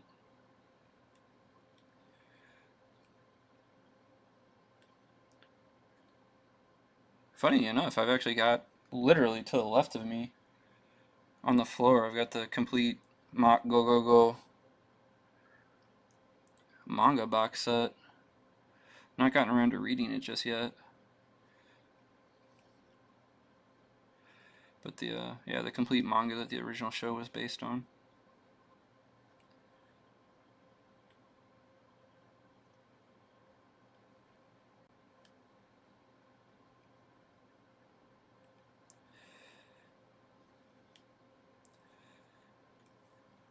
I guess we're just going for the whole kit and caboodle here. Because no one's like really complaining about the parallel line thing. I'm kind of just like in the zone. So I'm sort of just...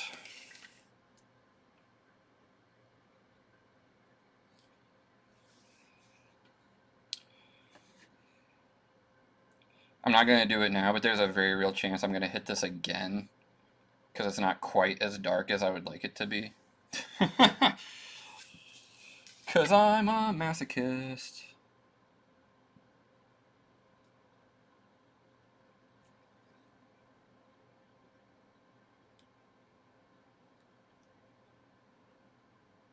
Right? Masochist is when you do stuff to yourself. Sadist is when you do it to other people.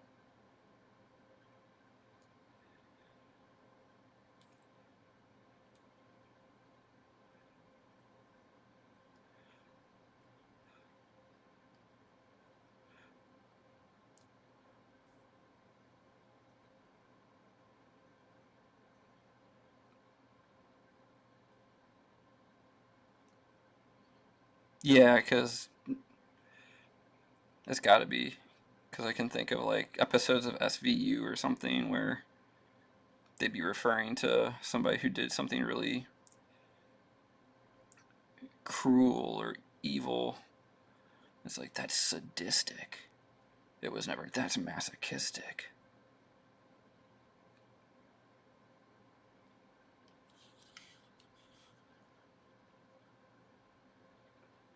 Kind of took a weird tangent there, didn't I?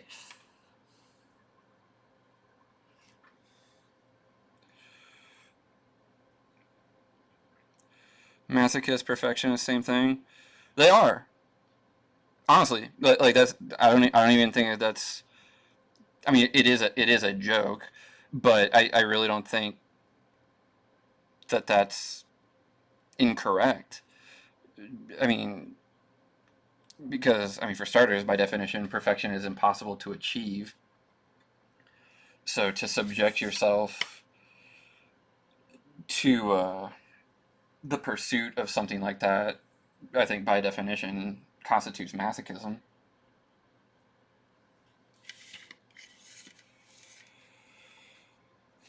Getting real weird on today's stream.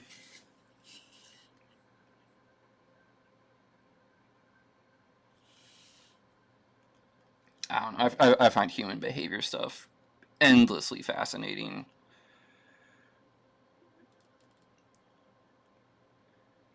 I honestly think if I didn't pursue a career in comics, I would have liked to go into like, I don't know, psychology or psychiatry or something like that. Not so much the like helping people. Not that I don't want to help people. I just don't know if I'd be very good at it. But just kind of like studying and trying to understand why people, do what they do, type thing.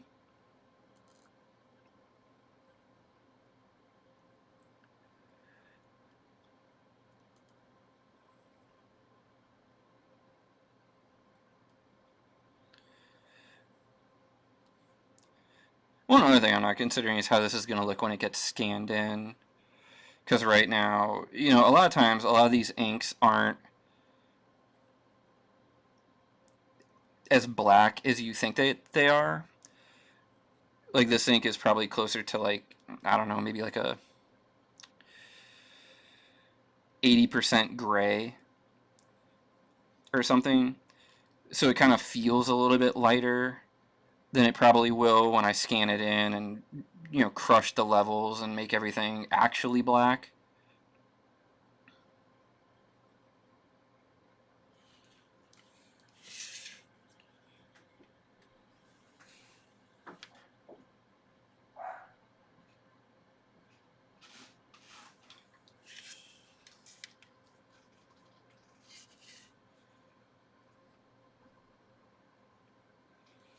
We're getting pretty close, because, I mean, this bench is, like, really, it's just this bit right here. So, yeah, we can knock that out pretty quick, right? Or we can try.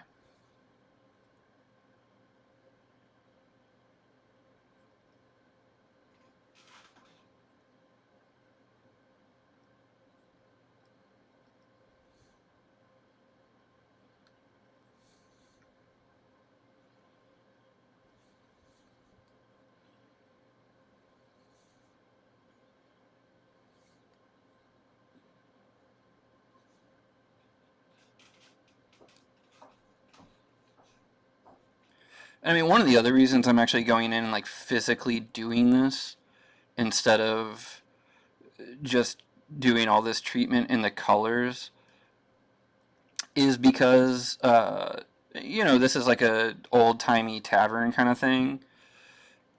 And I think this does sort of provide kind of like a textural element to everything, rather than it just being kind of like sleek, smooth surfaces. I mean, not that I wouldn't add little textural ticks and scritch marks and stuff like that anyway, but I think it kind of just helps add to the kind of like organicness of the construction, because you know, like wood is organic. Um, I mean, things like cement aren't. Not cement, but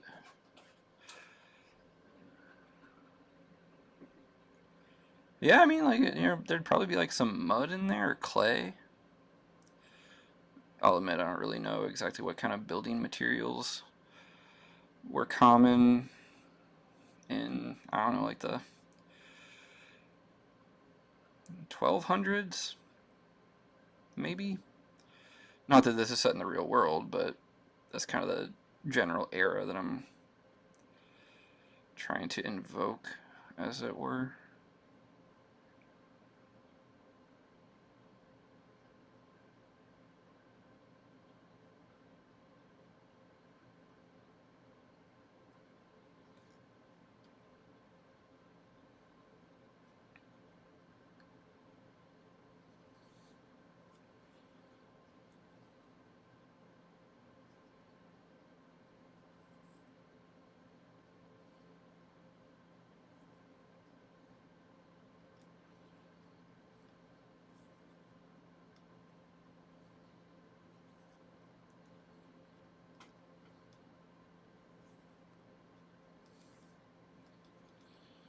There's also a very real argument to be made that I shouldn't even be using the ruler.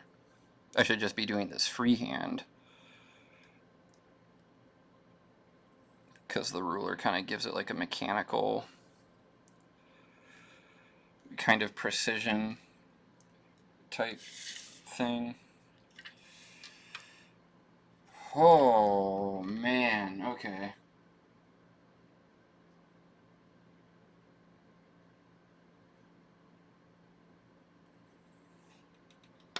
Oh, my back.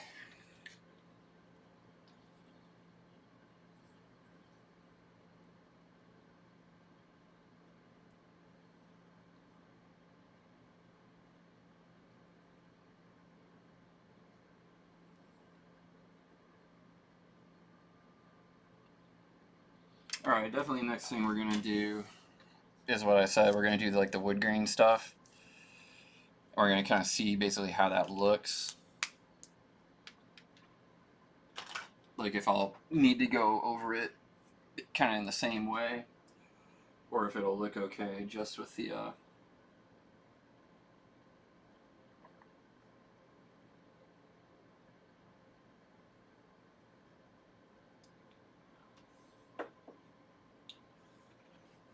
the green stuff.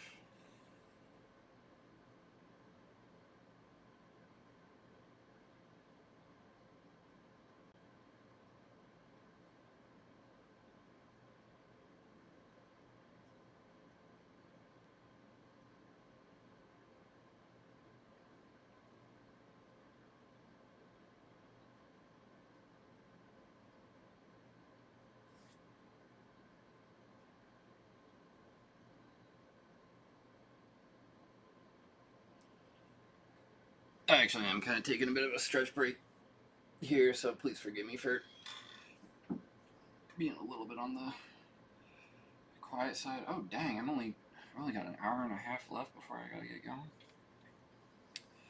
We are making progress though. We're definitely making progress.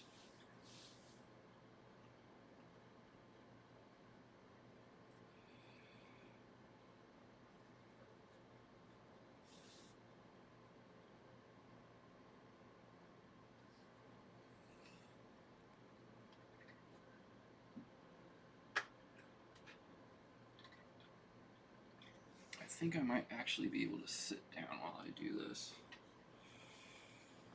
Generally I stand while I ink, but I think I might be okay to sit while I tackle this. Alright, so I'm going back to the nib.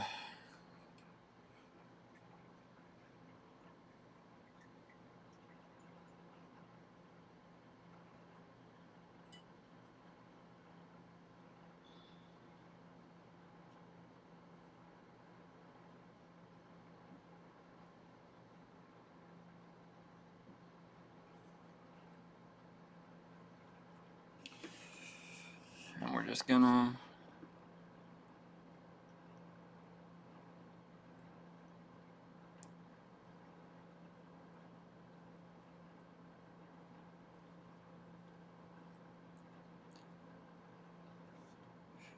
go in here and kind of squiggle around.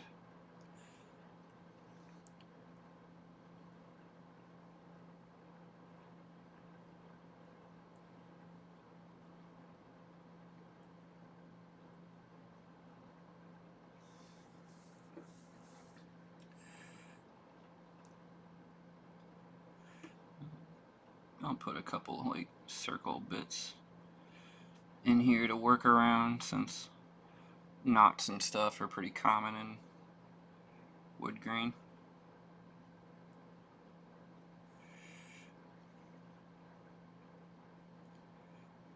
Kind of go around it, as it were.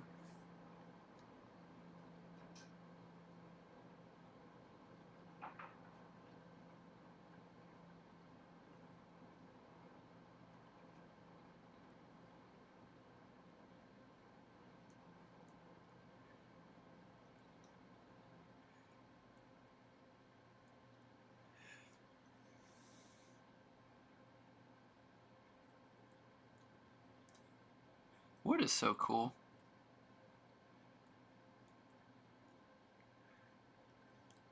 Not always to draw, but what an incredible natural thing.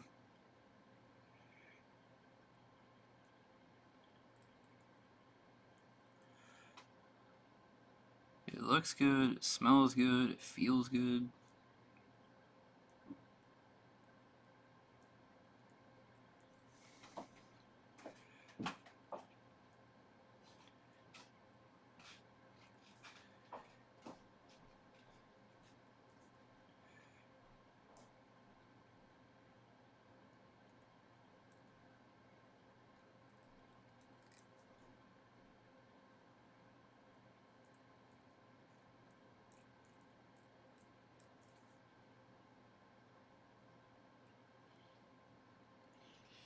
I think people who know how to do woodworking, I think that's so cool.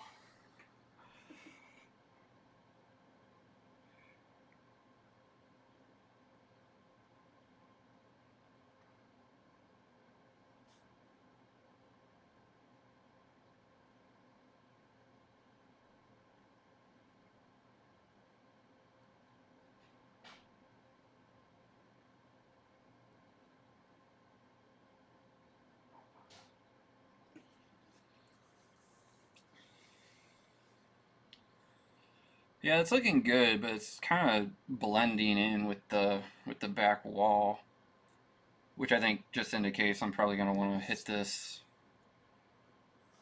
again with something, because I feel like this is an appropriate shade for that.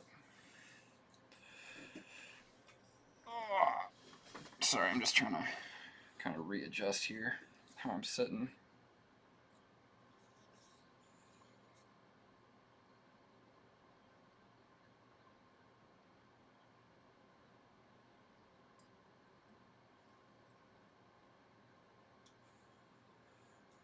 And for those who are just joining us or have joined us recently, while I've been kind of busy not talking, what we're working on here is a page from my new creator-owned series that I've been developing, titled Forward the Horizon. And it's kind of a fantasy adventure series centered on this guy right here, Aiton, about his quest to become a great adventurer one day.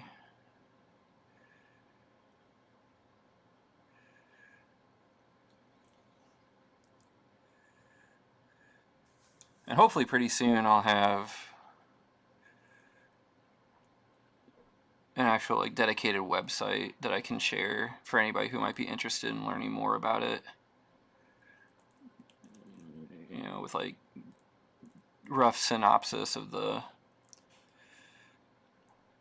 general plot and all that kind of stuff, maybe some promo art, things like that.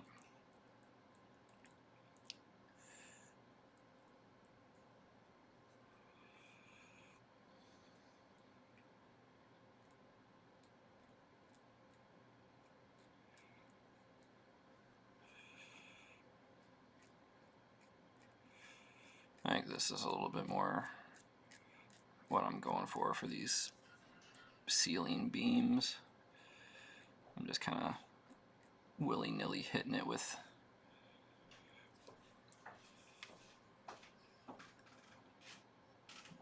random strokes just to kind of darken it up.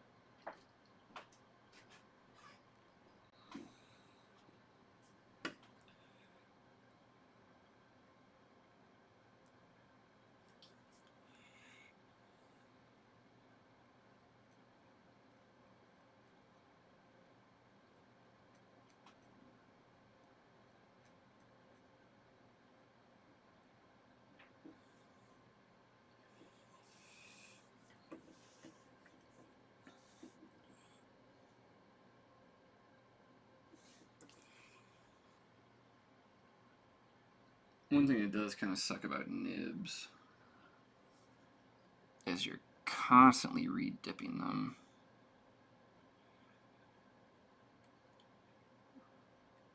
Like before I started kind of looking into them, I really didn't realize how often you had to reload them.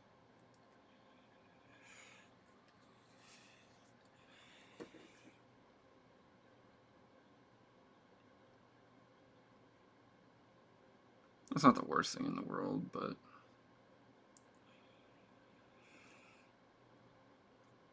you know, it takes time. Even though like it might just be like a couple seconds, but a couple seconds adds up.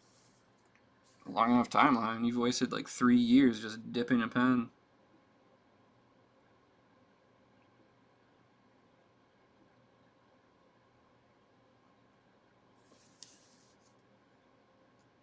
I'm not all that worried about it, but just making conversation. I'm trying to stay chatty for all of you.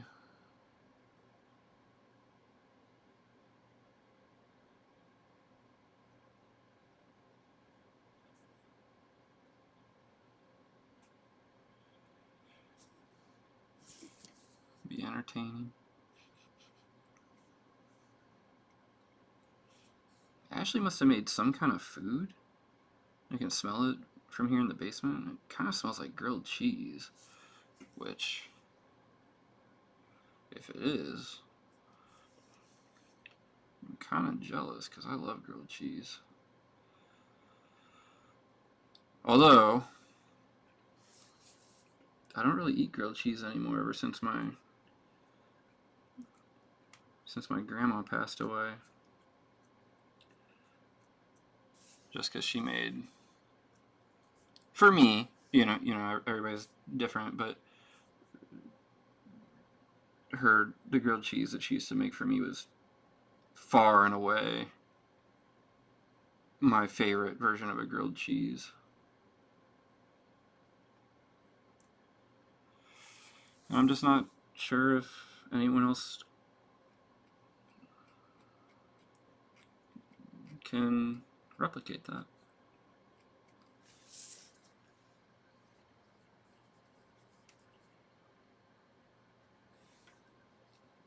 Cookies and ramen, okay. Well, that answered that question.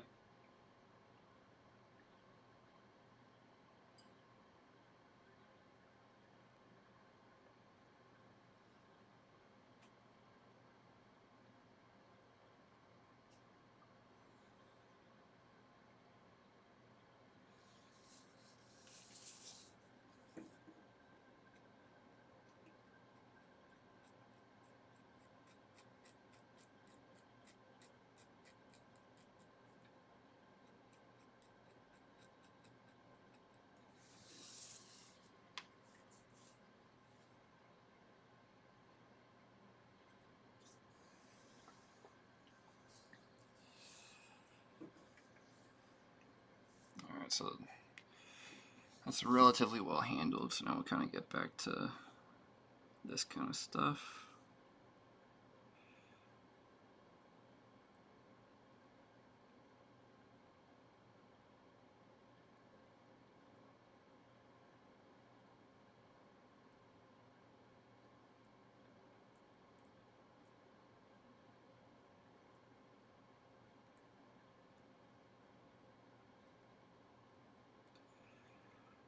Thank you again to everybody who's been hanging out.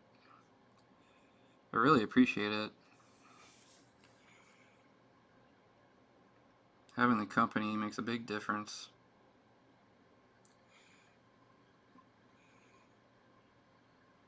Matia Zalazar, thank you so much for the follow. I really appreciate that.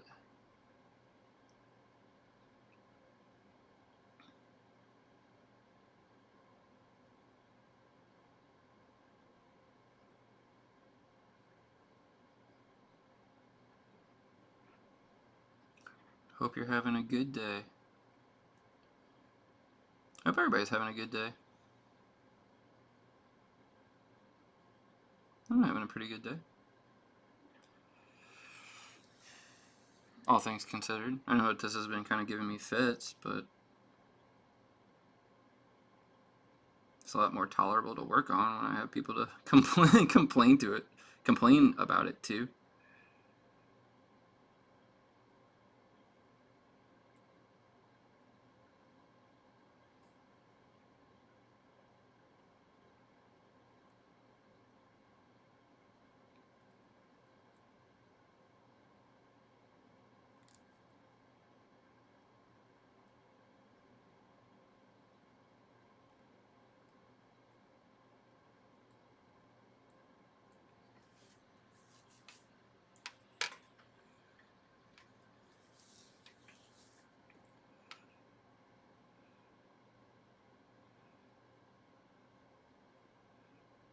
I'd be curious to know how many people are showing up in here that are just like finding me on Twitch. You know, I kind of just assume everyone that's been popping in is a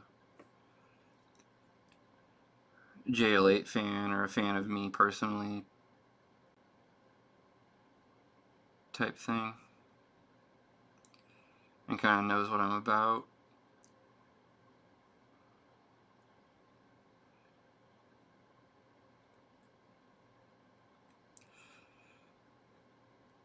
I don't know, I'm still pretty new to how Twitch works. I only really use it to follow a couple channels, and it's like, I get on, and if they're on, I'll watch them, and if not, I just close Twitch and go do something else.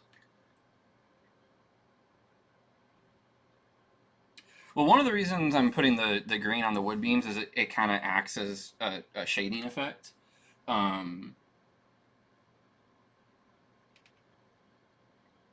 I wouldn't just like normally do that.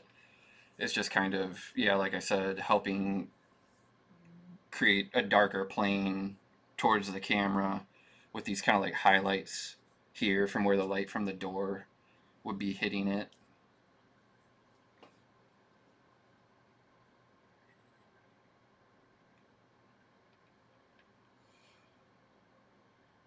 How many techniques are learned in school versus self-taught?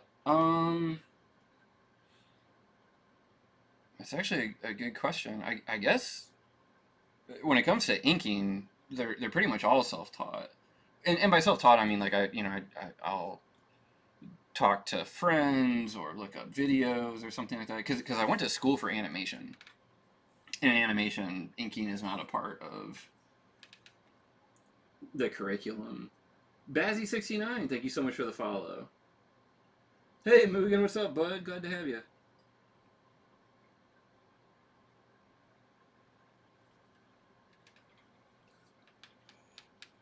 Alright, so now I'm going to kind of tackle stuff over here.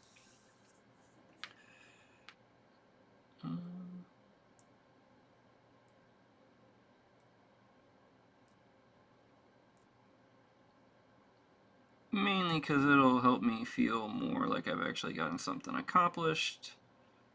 because there's just less to do over here than there is on the other side with all the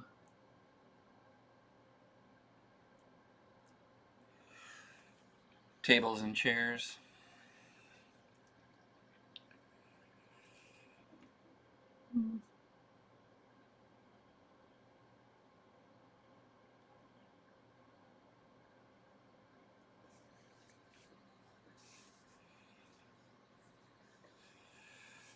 I think we'll do cross contour for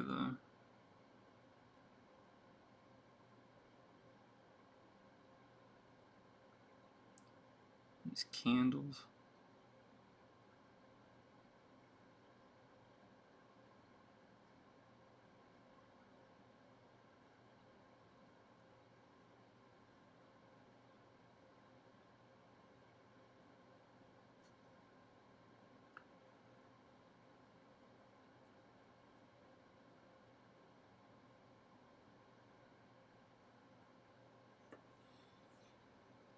Actually should have gone a lot lighter on the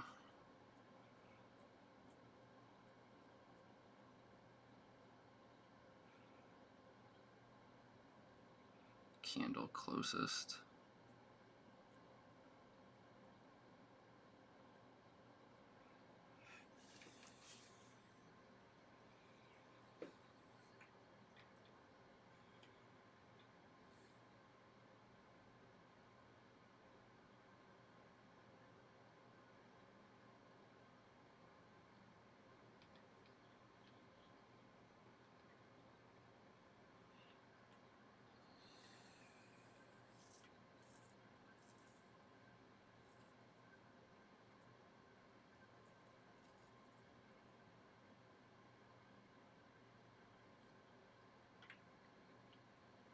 Have you been able to leverage the Adventures of Superman work into anything? No, I haven't.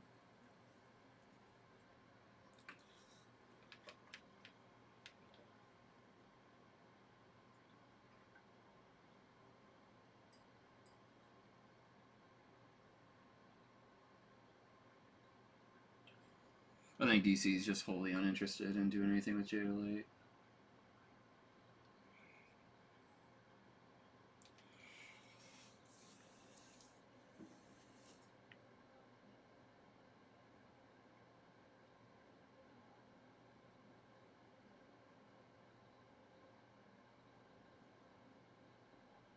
That's fine. I mean, that's their prerogative.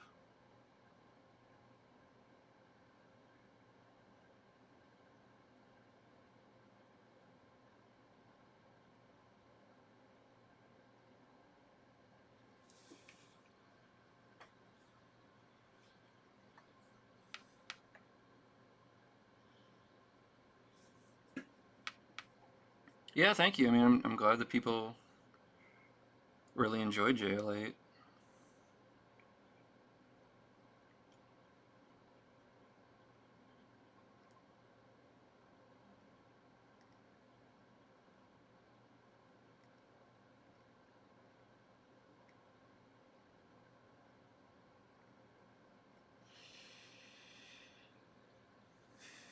I mean, you know, let's not pretend it's not kind of complicated. Like, if they were to publish JL8,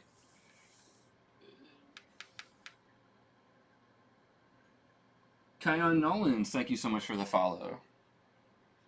You know, I mean, does that open up like a bunch of floodgates where everyone who ever wants to work for DC is just like, screw it, I'm gonna make my own Batman comics, and eventually they'll come offering me a job.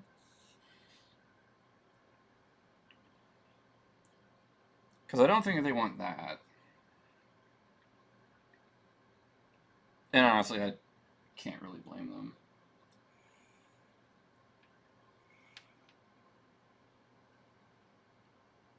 I don't know how long this has taken.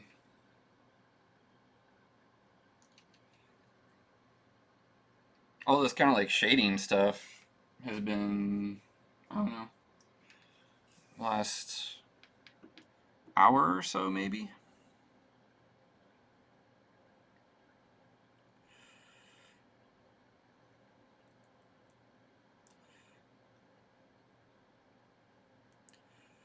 And And kind of like what we were talking about earlier, like because this is closer to the camera and further away from the brightness of the open door, I'm going to try and go a little bit lighter on this stuff so it doesn't have quite as dark of a appearance.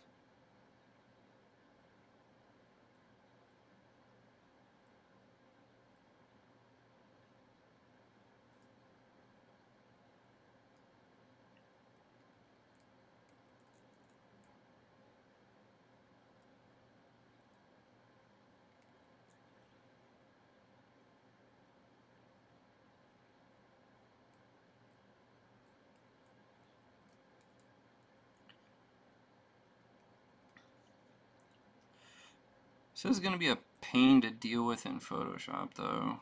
I'm going to have to go in here and pretty manually adjust these levels so that all these lines don't just completely drop out, because they are pretty fine lines. There we go. McQueen in the North. Welcome. Thank you so much for the follow. I really appreciate that.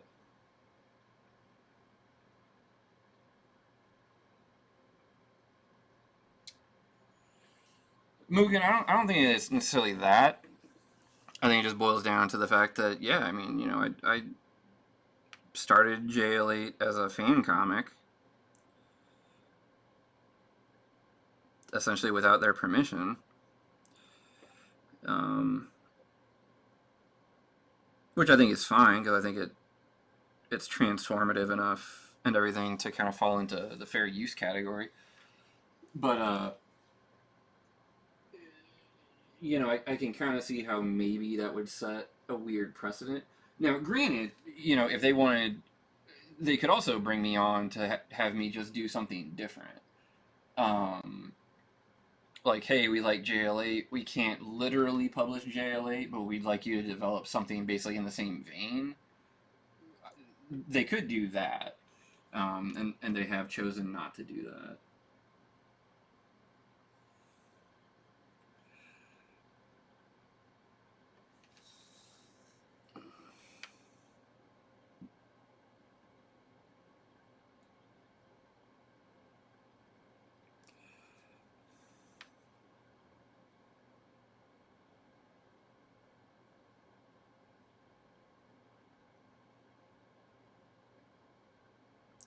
Because I did offer that when I reached out to them when they started launching this kind of like new all ages imprint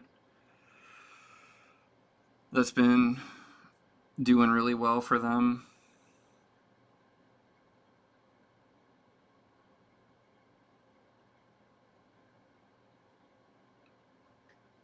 The one with that book by Victoria Ying, Diana, Princess of the Amazons, or whatever it's called.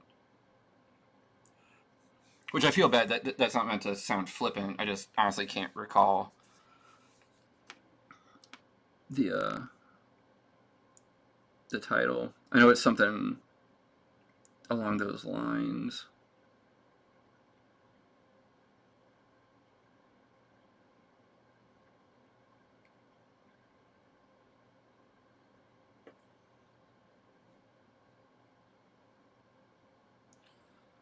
Because I did have friends of mine at DC who were like, you should really reach out and try to get something going. So I did. And, yeah, it just didn't really turn into anything. Because I did tell them, you know, like, if we can't just straight publish JL8, you know, I can try to come up with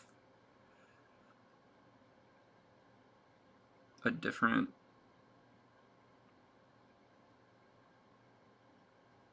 property or spin or, you know, whatever.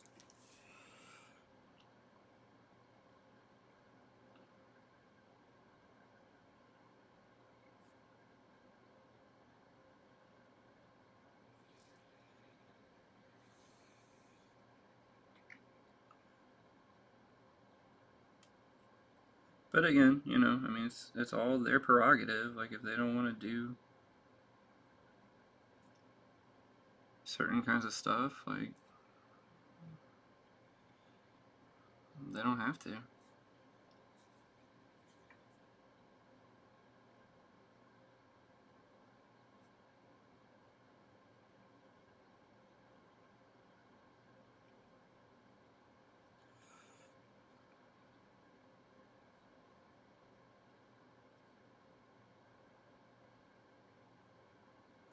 Do I think they probably should? Yeah, I mean, I'm not gonna sit here and lie. Um, I wouldn't create JLA if I didn't think that there was a audience for it, a purpose for it, etc.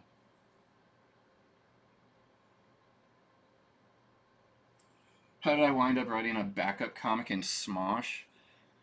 Uh, a buddy of mine who was a editor at Dynamic Forces, or not Dynamite, actually offered me the main gig, the actual comic, and I don't know, I just wasn't really feeling it. Just didn't really feel like something I wanted to do.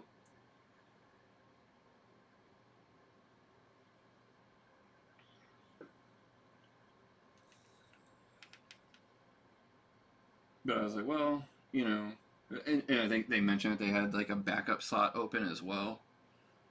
And I was like, well, sure, I'll do that.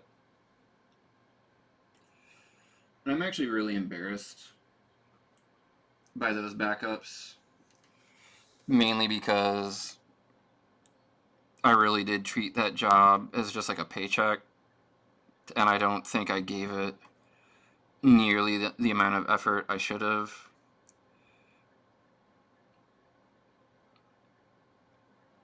Because that's the thing, like, you should be giving everything your best shot. But, you know, I kind of, you know, I'm not going to lie, like, it was a little bit of ego, like, I felt kind of above it. And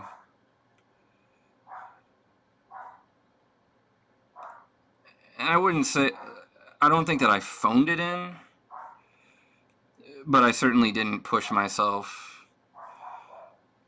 as hard as I probably should have on that stuff.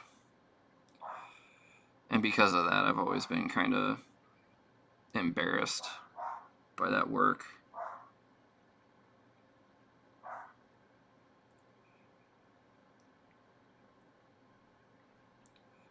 Embarrassed by my work in those comics, not embarrassed by the comics themselves.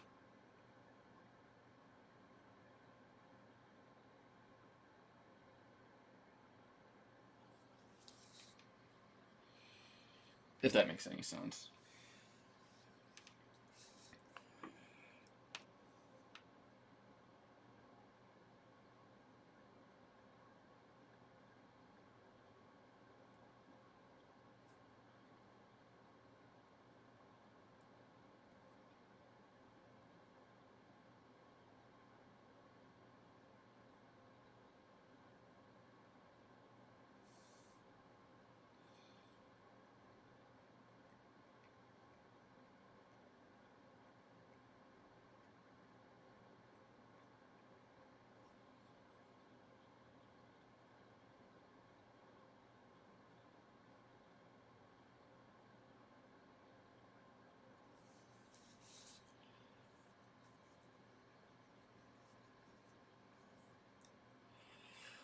I'm probably going to go back in with some white paint later and add some kind of like rim highlights to these stools, or the stool legs, as it were, because I don't think the shadow would be wrapping all the way around quite this way, but it's just kind of easier to do it that way than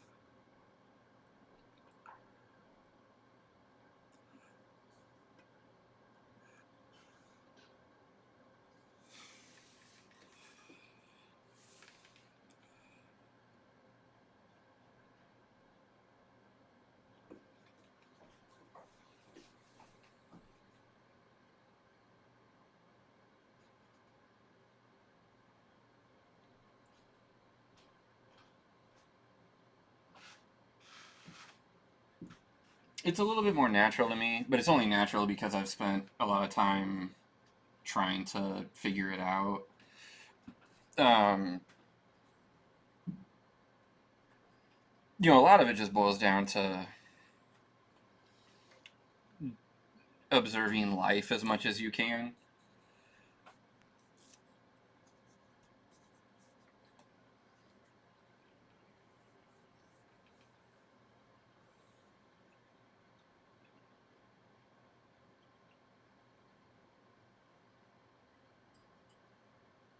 Using reference,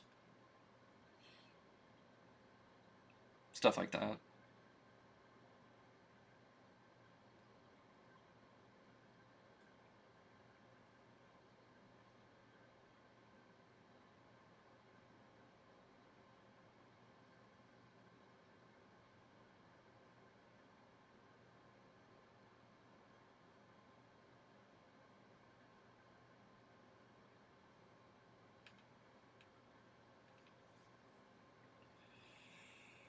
Alright, where do we want to go from here?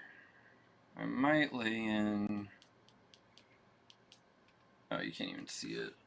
This big cast shadow right here behind these three.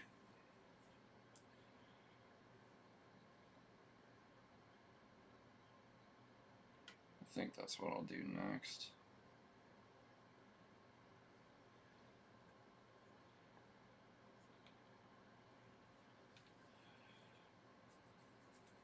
Then also probably the shadow underneath this table.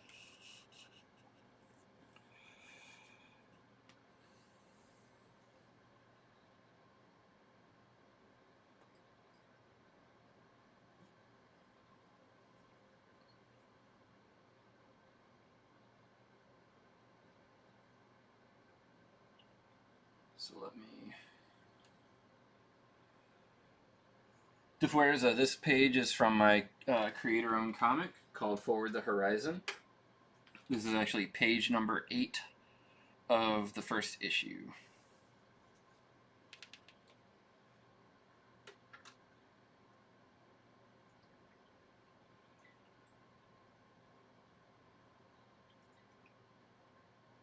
Thank you for asking, by the way.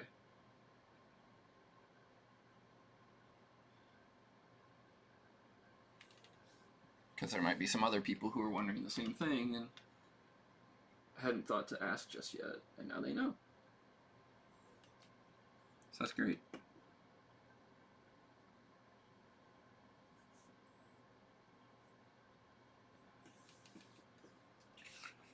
Alright, so I got my brush out here.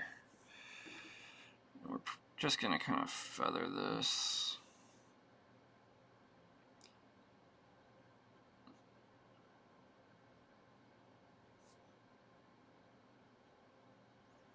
Oh, wow, that is...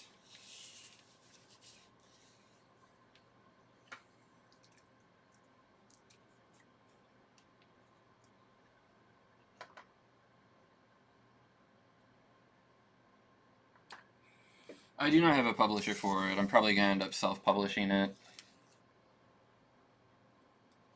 Same as everything else I do.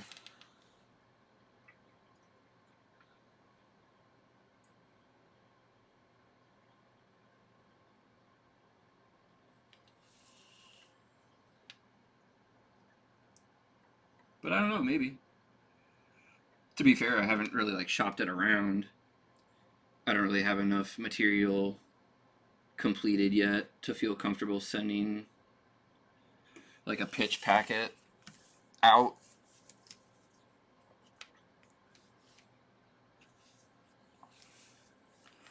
But that's, kind of like what we're working on right now. Because the first issue is going to be pretty long.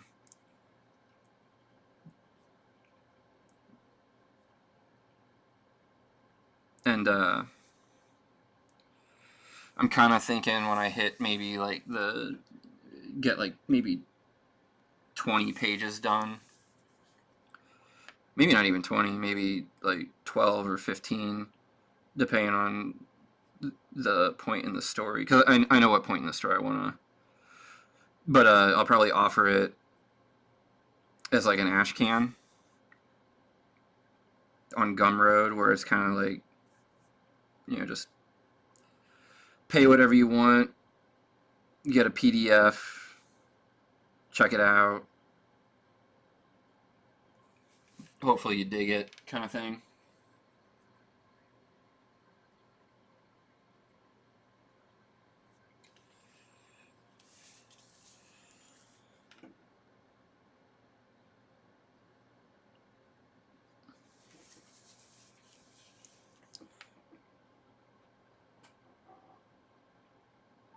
And then if it only sells like 2 copies, I'll know, hey, maybe not to waste my time.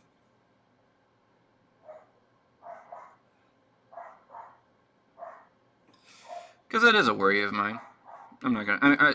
I think that's a worry of every artist, that people just really want to see more of the thing that they're most familiar with and won't have any interest in anything that you try to maybe like branch out and do. But really, what it boils down to is like I truly, truly, truly love JL8. If I could, I would probably just work on that for the rest of my life. But unfortunately, the amount of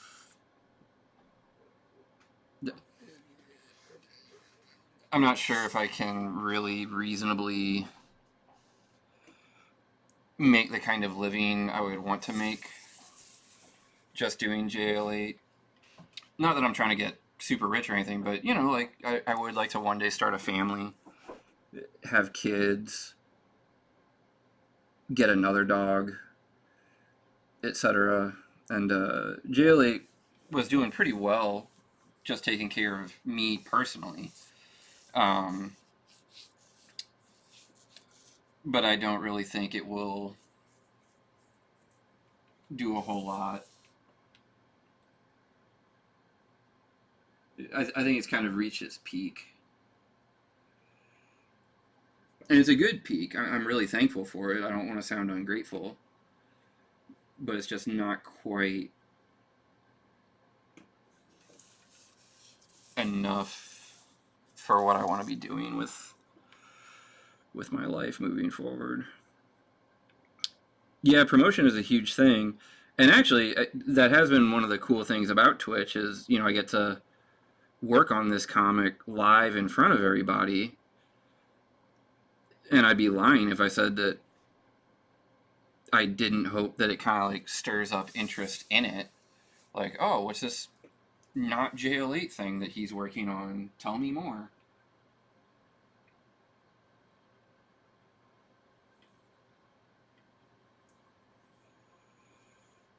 How much future of JL8 stuff do I have written? I don't have very much written out, but I've got a lot of it thought out.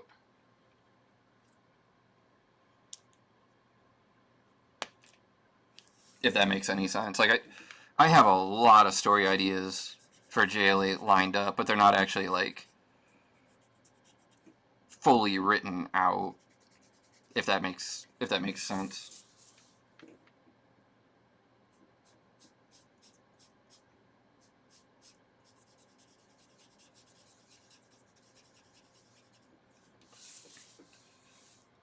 Basically, like, if I were to die tomorrow, which, I don't plan on doing, and hopefully I don't, all those ideas die with me. They're not meaningfully recorded anywhere, written down anywhere, etc., etc.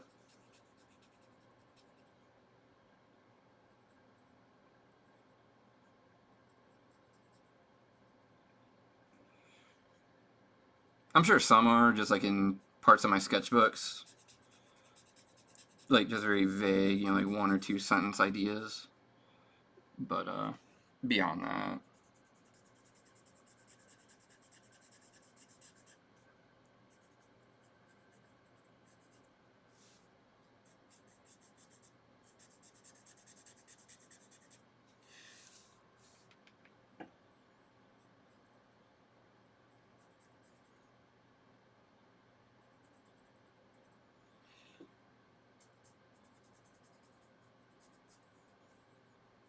I do really appreciate all the interest people are showing.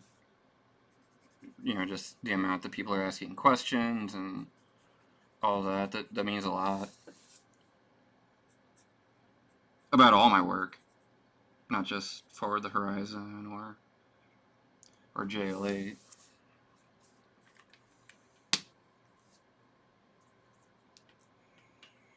The Big Galoot. Oh, the Big Galoot. Thank you so much for the follow.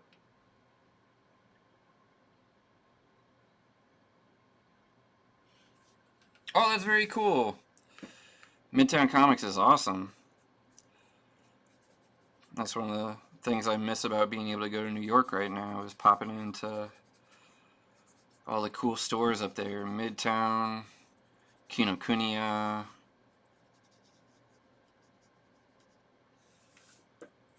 Plenty others. Those are just like the first ones that kind of immediately come to mind.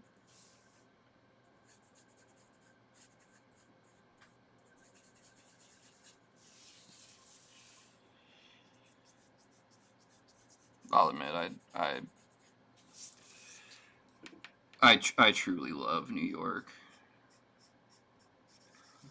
I'm pretty smitten by it. I love St. Louis too. I mean, it's my hometown, and it means the world to me. But New York really is just a very special place. I get the hype. Oh, thanks so much, Adam. I really appreciate that, man.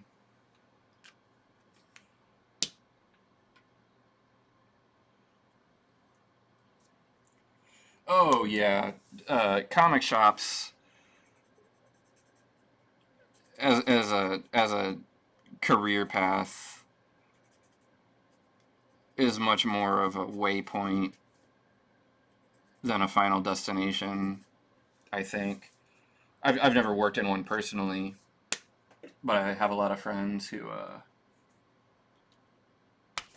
do, and you know they really enjoy it for a time, and then it's like, okay, I think it's kind of time to move on, as it were.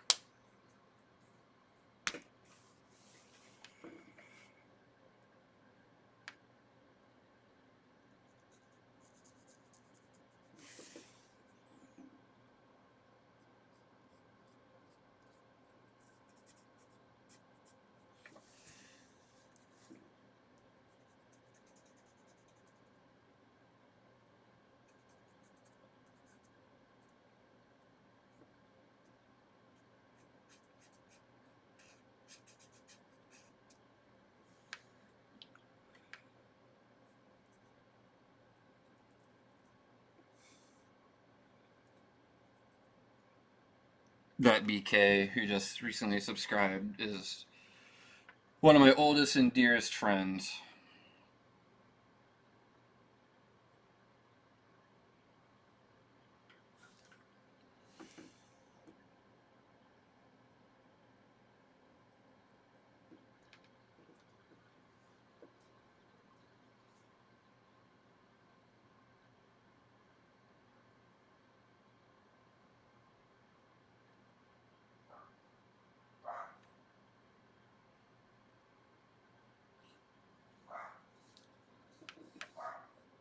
Oh yeah, for those who might not be aware, now that I've hit affiliate, there are emotes and stuff available.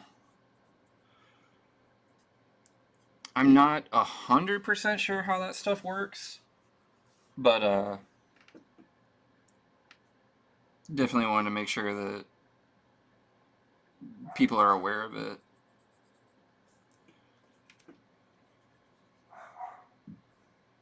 Because, you know, from what I can tell, that's a pretty kind of popular thing.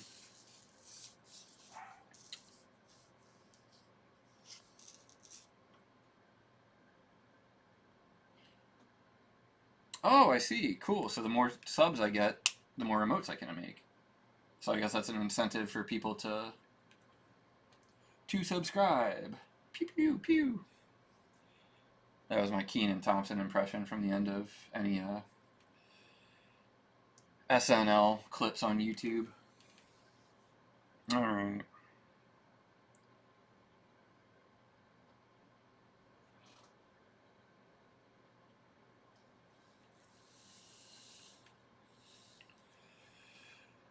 we are yet again taking a quick step back and trying to figure out what our next move is going to be here.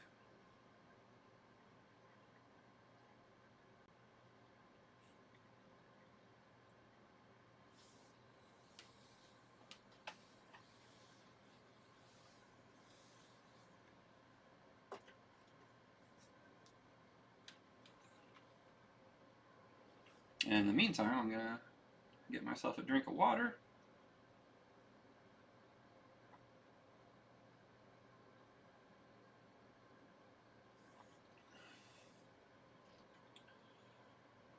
As well as stretch my legs a little bit.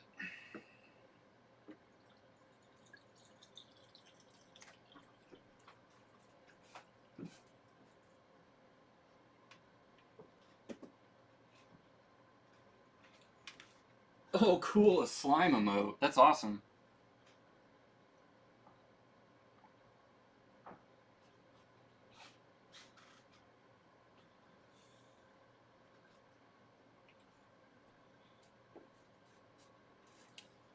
They should, but I don't think I'm going to bother with all that.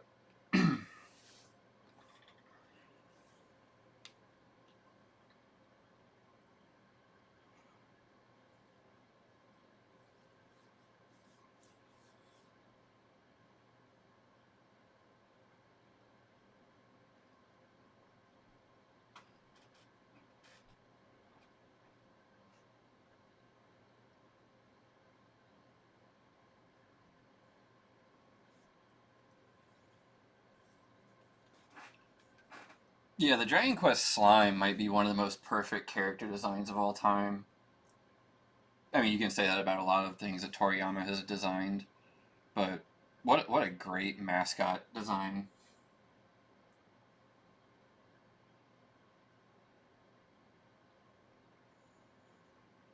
Yeah, from what I understand, DQ11 is no joke, especially the like perfect version on the Switch or whatever.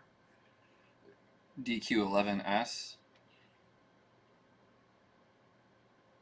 I got the original version on the PS4.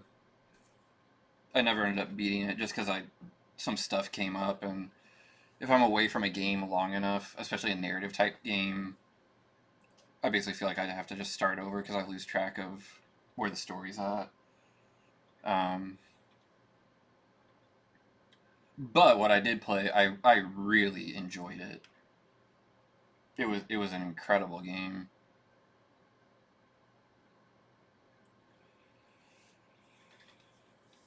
Alright, so I'm still kind of trying to figure out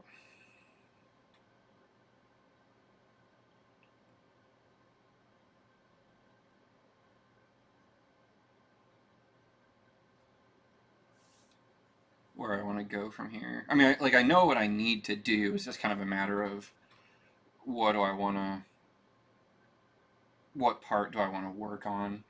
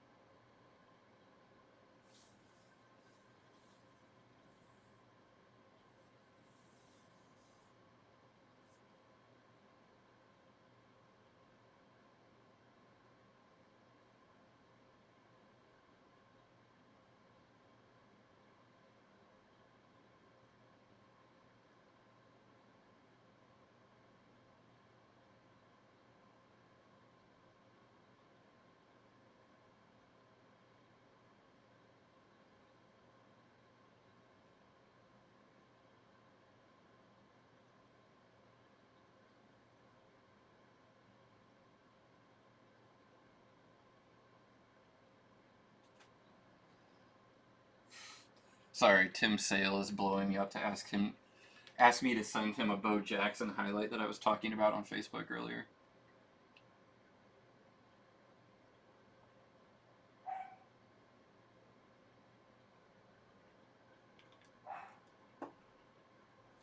He's a big baseball fan.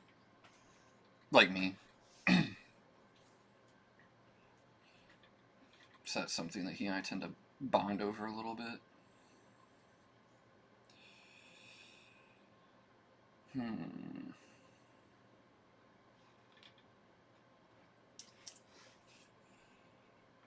think we'll start tackling the chairs.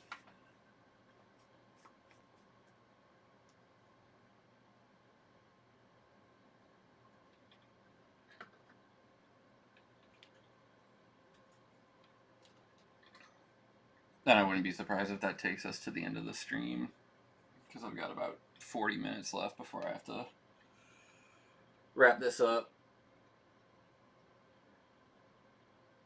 and go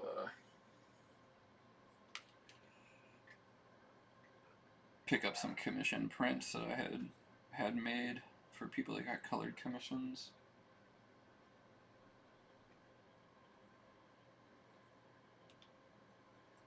Did the Yankees do something that kind of made you give up on them, or you're just not really crazy about baseball anymore, or?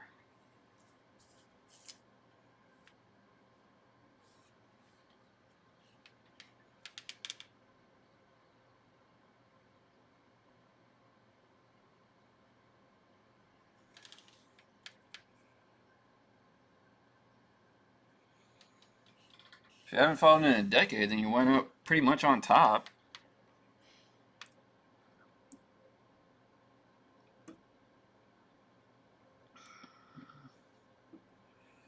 Because if I recall, they won the series in 2009.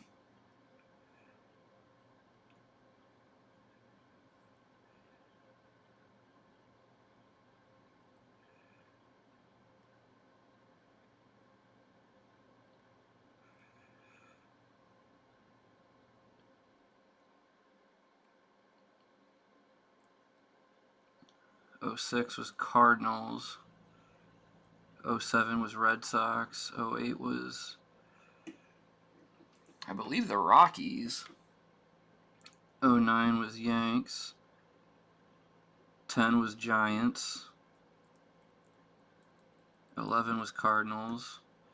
12 was Giants. 13 was Sox. 14 was Giants. 15 was...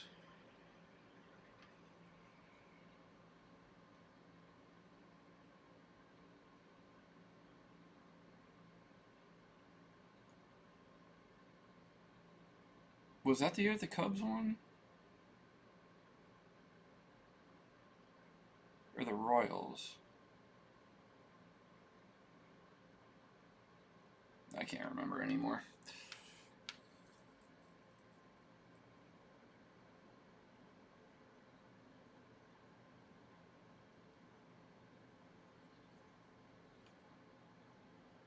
Yeah, I know, that makes sense.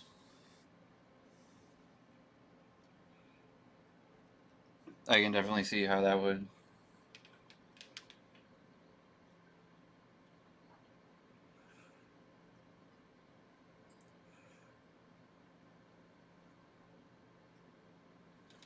Right, I couldn't remember if it was Trump's first year in office or right after the election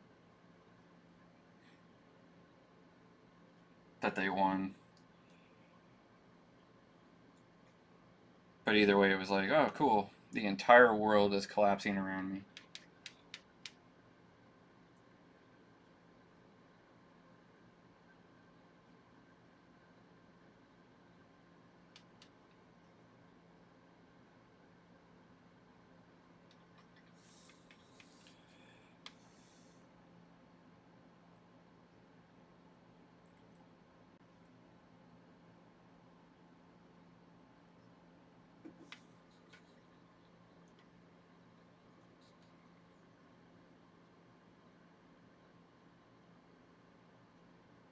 I'm from St. Louis. No, I'm not a Cubs fan.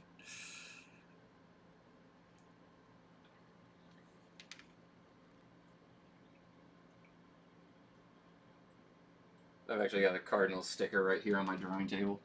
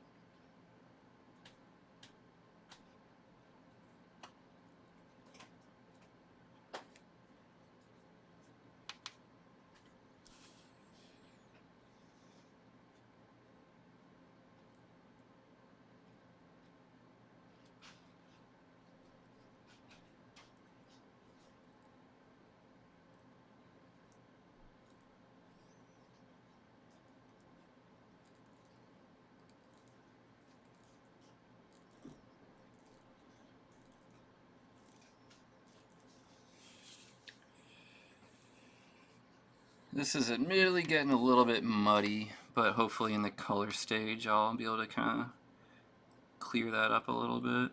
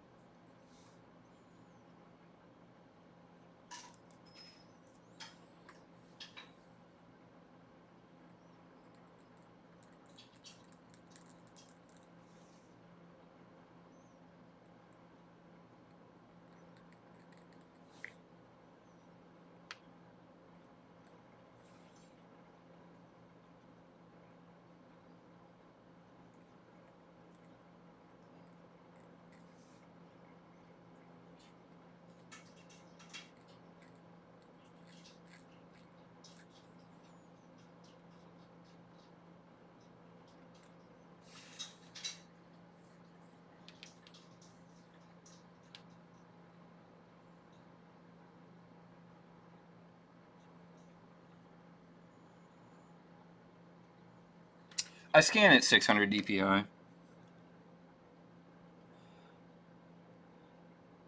So pretty high res. At least I feel like that is pretty high res. This is going to be a colored book, which kind of begs the question: why am I going so hard on all this line work? But like I kind of mentioned before, it's kind of to help add to the kind of organic quality of the environment. You know, because all this stuff is like wood and everything, and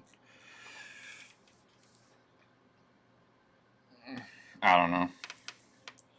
I do think I'm kind of just making things harder on myself than I really need to, but that's pretty much how I operate.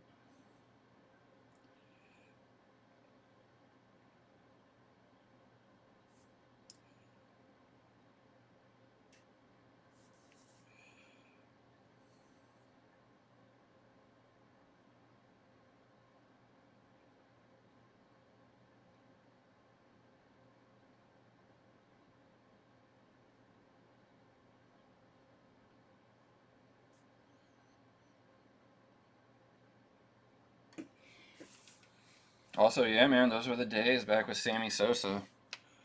The 98 home run race between he and Mark. Those are good memories.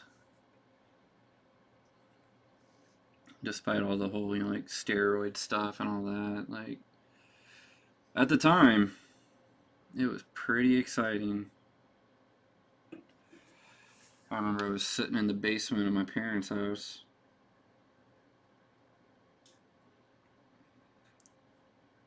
I don't know what I was doing specifically. But, you know, I had the TV on. Watching the game. And that was when I caught 62.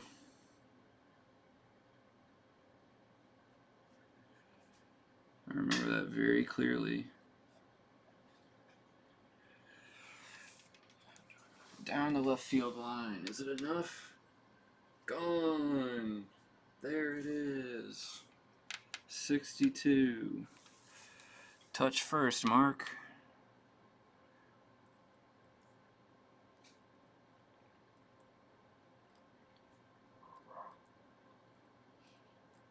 Sports announcing is so special.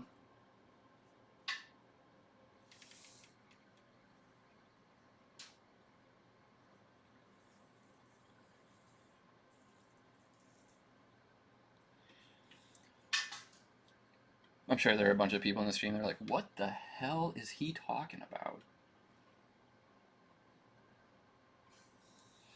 But that's okay.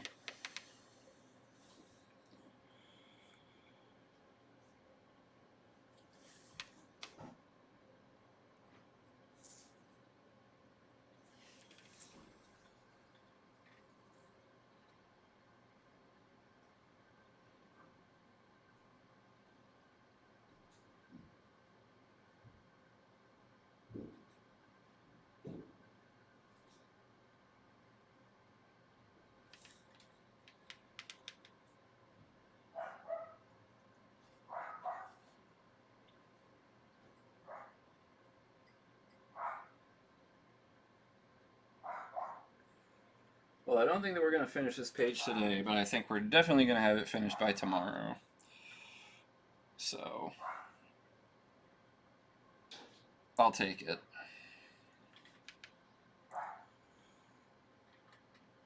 Or Fanny, thank you so much for the follow. I really appreciate that.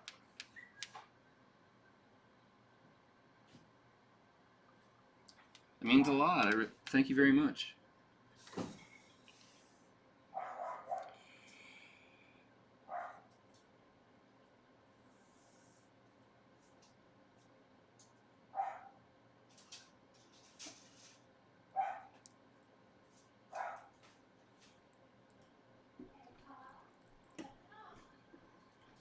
Parker Posey. I like your username. She's so talented. Thank you so much for the follow.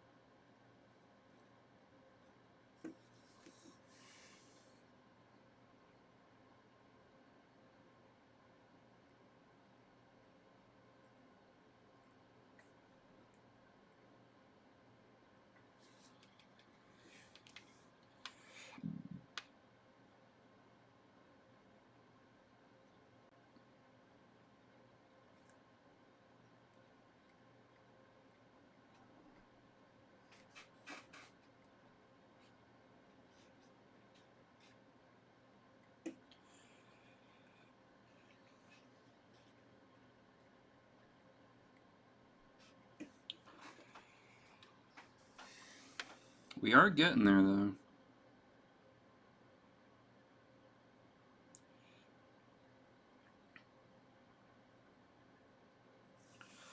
Pretty slow going, but we are getting there.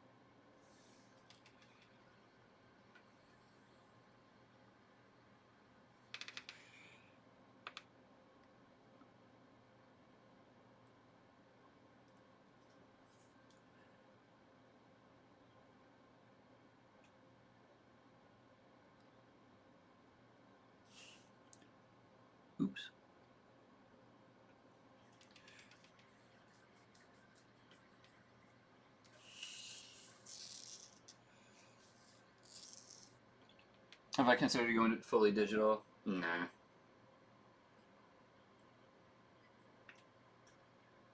I would if I were working on something that, like, really, I don't want to say didn't mean a lot to me, but, like, if it needed to be something done very, like, with a really quick turnaround time,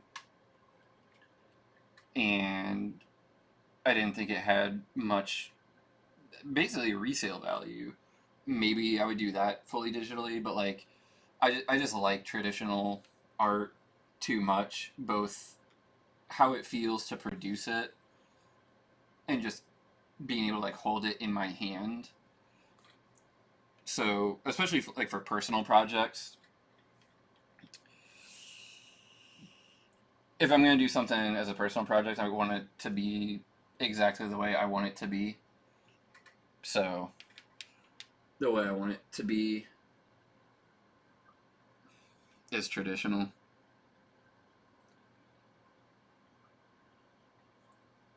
For better or worse.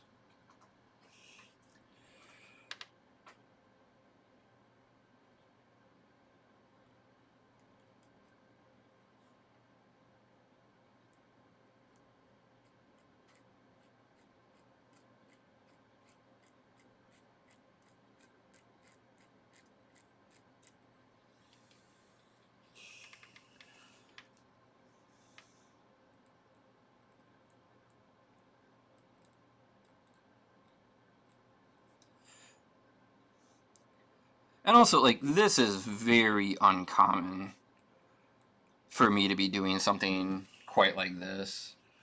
Like, this is very unusual.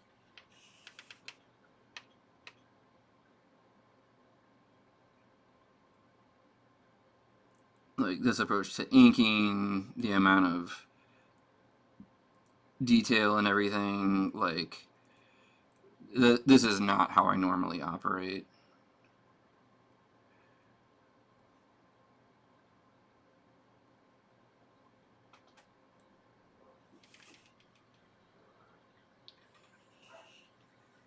And I certainly don't intend to make it any kind of a habit.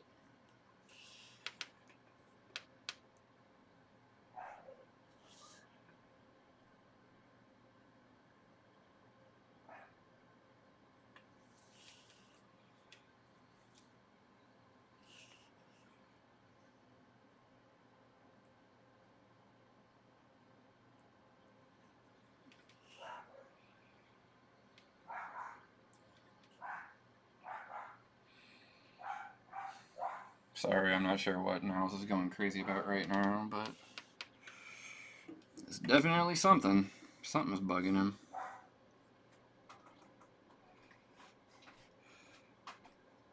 And then I feel extra bad because I think Ashley hears me say that and then gets up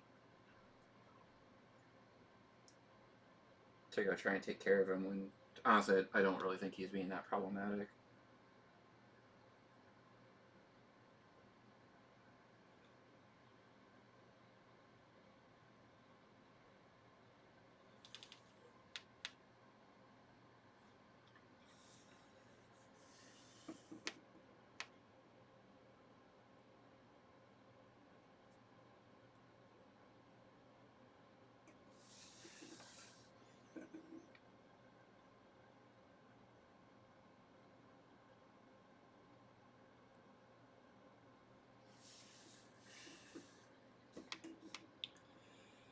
And, you know, I fully understand that the reader is not going to see, oh, so very much of this in the final product, but I don't know. I mean, truth be told, like, right now, I'm actually having a lot of fun. It certainly helps that you all are here.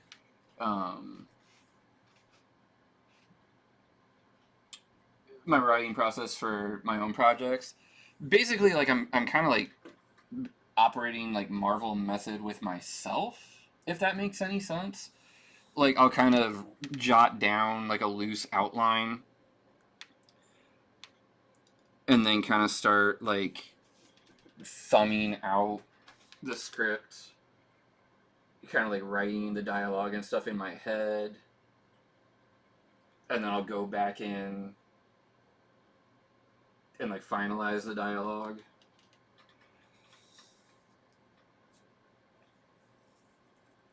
Unless it's something like super lengthy.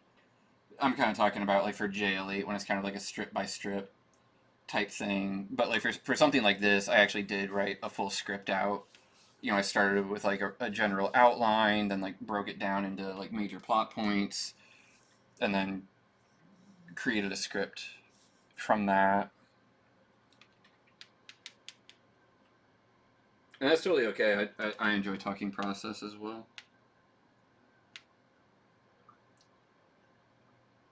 I think I might need to buy some more ink soon.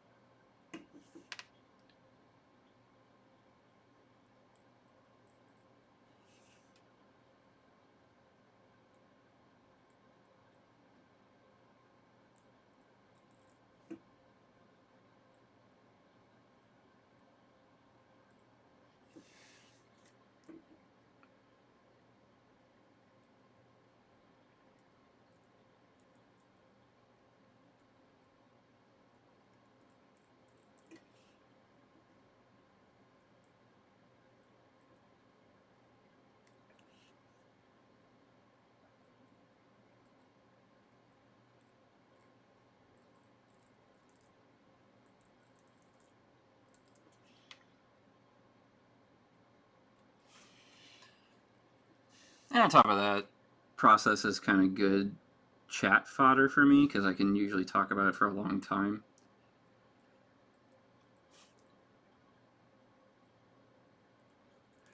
Give or take. But that kind of works out given that I'm streaming and, you know, people probably aren't crazy when I'm just sitting here being dead silent. Man, you know that you played a lot of Call of Duty Modern Warfare 2 when you think of dead silent and immediately think of a perk tree.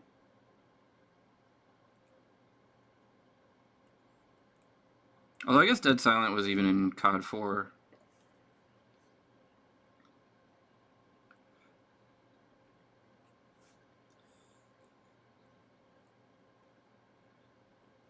It's been a long time since I've played any of those games, so I can't remember 100%.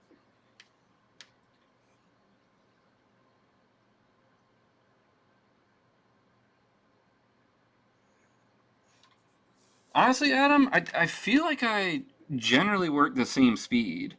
I mean, obviously there's like some slight differences just because, you know, occasionally I'll take a break to kind of look at chat and respond and stuff. But in terms of just kind of like the raw, like when I sit down to draw one of the characters for like a warm-up commission or something, I think it takes about the same amount of time. I'm sure there's maybe a little bit slower, especially when I'm doing stuff where I'm kind of explaining things as I go. Like the warm-up sketches where I'm kind of like, oh, like this is what I'm doing here, this is what I'm doing there.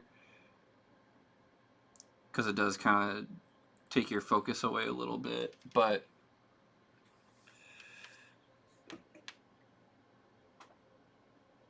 if I am working slower, I don't think that it's so much so where it's A, super noticeable, or B, super detrimental.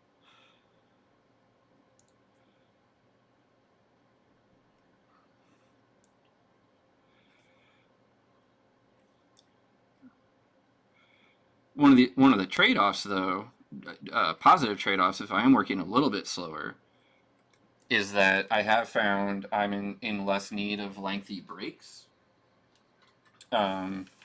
Usually I can only, like if I'm working by myself, I kind of cap out between 2 and 3 hours. Excuse me, I got a cough.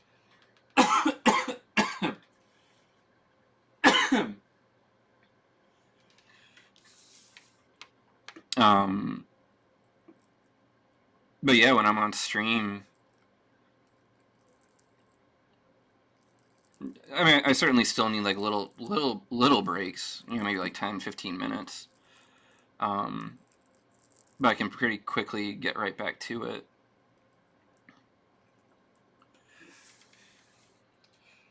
Why do I prefer brushes over pens and nibs? I just think it looks better on my work. It's as simple as that.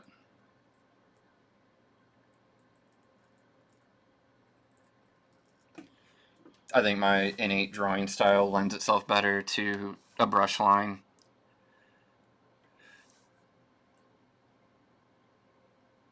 than a pen one.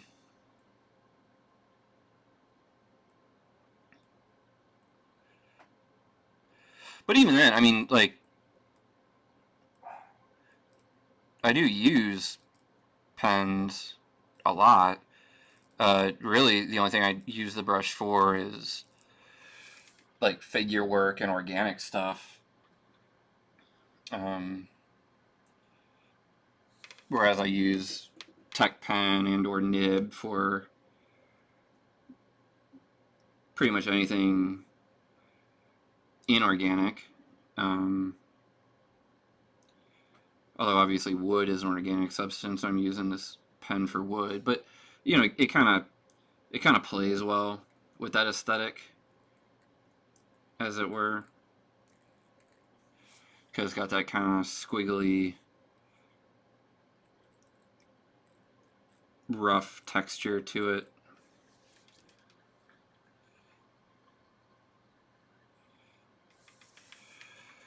Alright, gotta be sure to go a little lighter on this than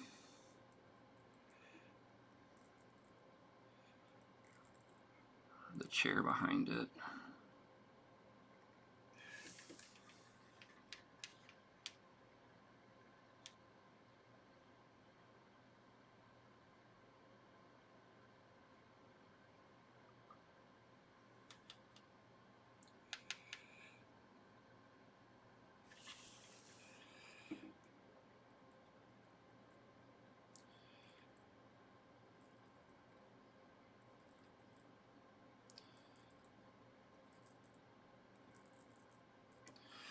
You know, I mean, it all just kind of depends on like personal preference and stuff.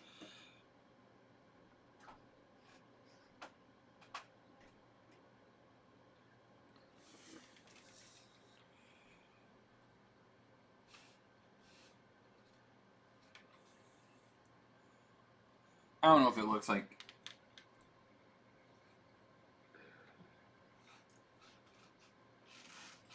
definitively better, but like I think the more pseudo-realistic guys tend to look better with a pen. So I'm mainly thinking of like most of the image guys, particularly guys like Jim and Mark Silvestri. I could see how their stuff probably looks better nib than brush. But I could also be wrong. I have definitely seen stuff before that I was like, oh, like that person's definitely using a brush, and then later found out, nope, you can actually get lines like that with a nib.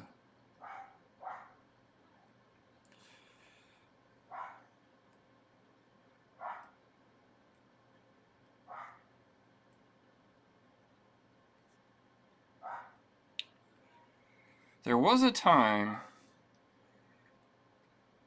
when Niles would be absolutely conked out the day after he came back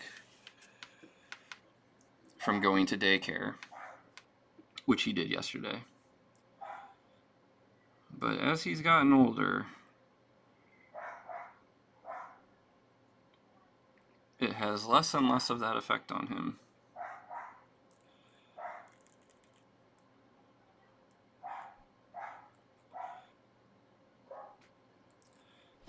Eventually, he's probably just not even going to be tired when he gets home.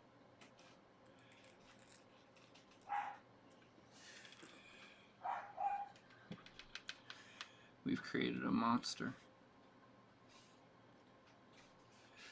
A very, very cute,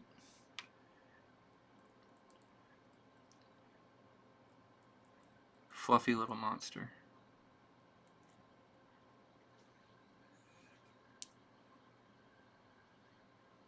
Taco Waffy, thank you so much for the follow.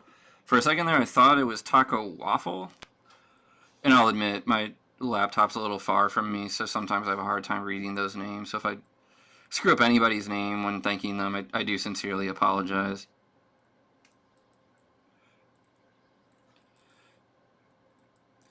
In my defense, it's not like you guys are showing up being like, with usernames like Tom.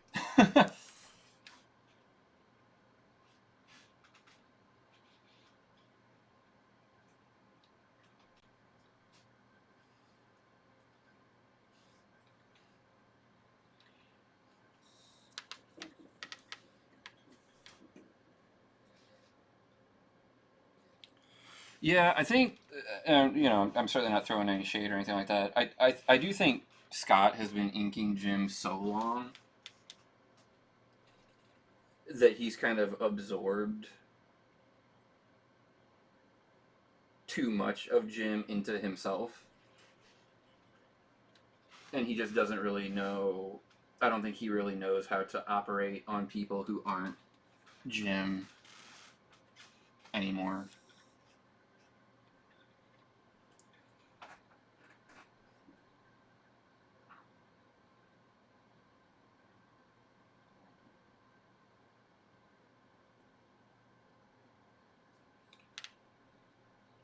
Or at least kind of in that same school of illustration. But I don't know, and I'll be honest, that could be, I'm not trying to, but that could be like a huge insult to him. And if that's the case, I sincerely apologize. I'm not trying to insult anybody.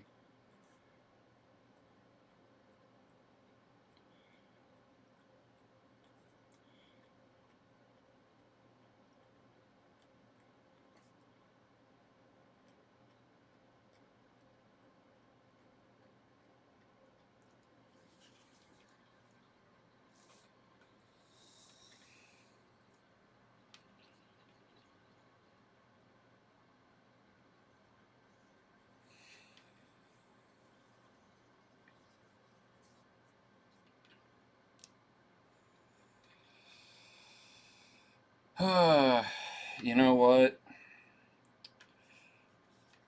The stream, I need to end the stream at 5. It's about 7 till. I think that's as far as we're going to get today. I think I'm going to wrap it up and just kind of take the remaining 5 minutes to sort of just hang out and talk with you guys. If anybody has any kind of like questions or comments or anything like that. Because, you know, I mean, building community and stuff is a big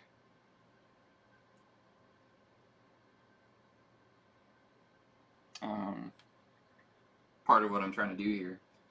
So I think it's helpful to make myself available instead of just constantly having my head down to the drawing table the entire time. Tomorrow I will probably start the stream back up.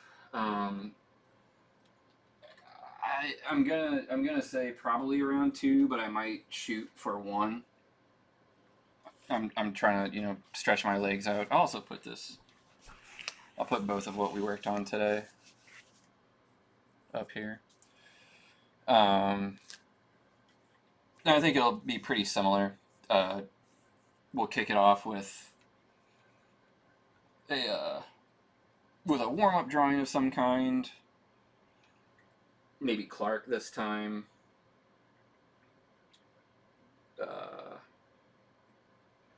And then go into trying to finish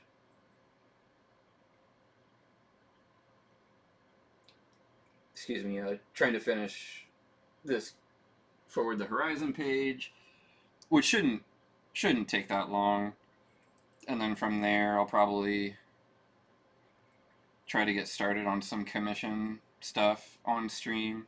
Because I have had people asking if I'll be working on commissions on stream. And I think it might be a nice change of pace from the kind of laborious page work that has consumed the first 2 days of this week's streaming.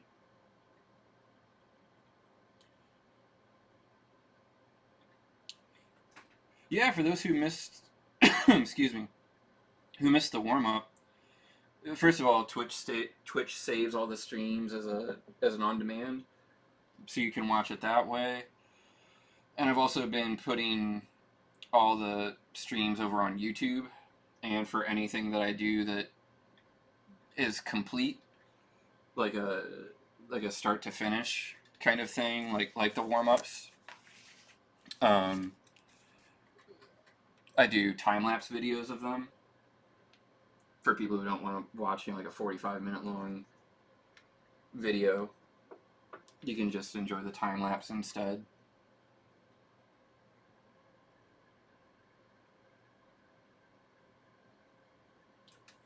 I don't know if I'll be doing any more Copic coloring in the near future. Mainly just because, the only markers I have are for Bruce's color palette. And I would need to get more markers to do the other characters. And the markers just to color Bruce came out to like $80. So, they're not cheap. But yeah, I mean, if people really, really want to see more Copic stuff, I can definitely try to find time in the schedule to do that. Maybe that would be like a weekend thing, and then the final illustration would go up on not YouTube, eBay or something like that. Because that's just too much work to be doing just straight giveaways of that all the time. But yeah, I mean, like I've mentioned a few times, this is just the first week of the stream. We're trying to kind of figure stuff out, figure out what people are enjoying, what people are not so much enjoying. I mean, within reason. Like, I can't just not work on certain projects. But yeah.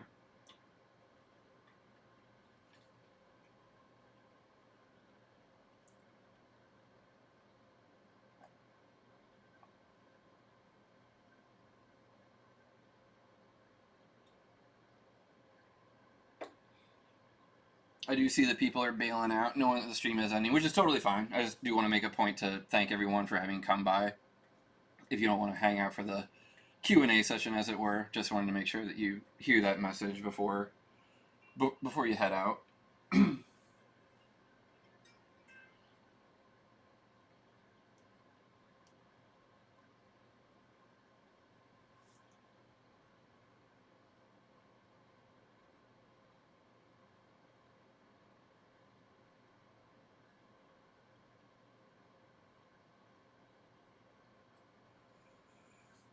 I don't really have anyone online to raid. Otherwise I would.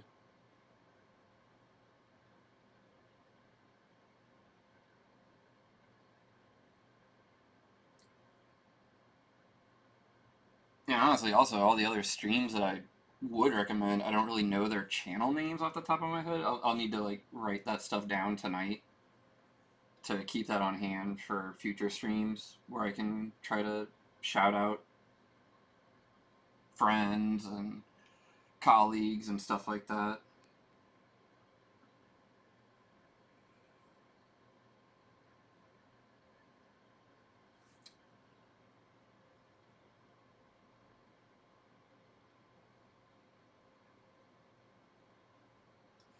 Yeah, I mean, watching art happen is really, I enjoy it.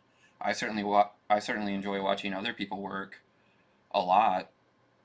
That's definitely been a really cool thing to come out of the whole Twitch phenomena.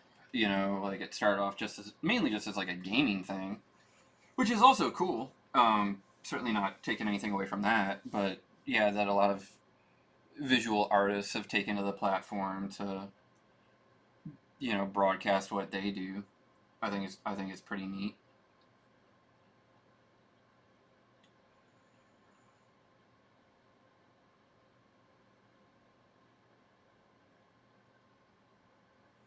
Oh no, Mugen, it will. I just don't have anybody who's online right now.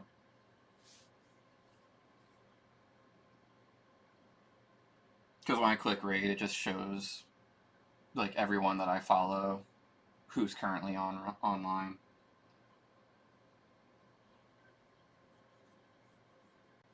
And there's just not anybody who I can really raid currently.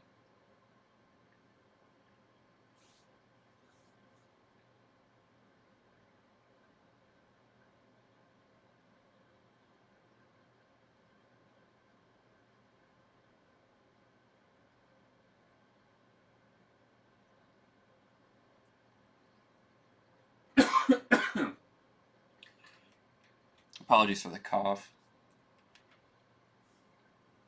Eventually I'll get some kind of fancy cough button or something like that to mute myself when I feel a little cough coming on.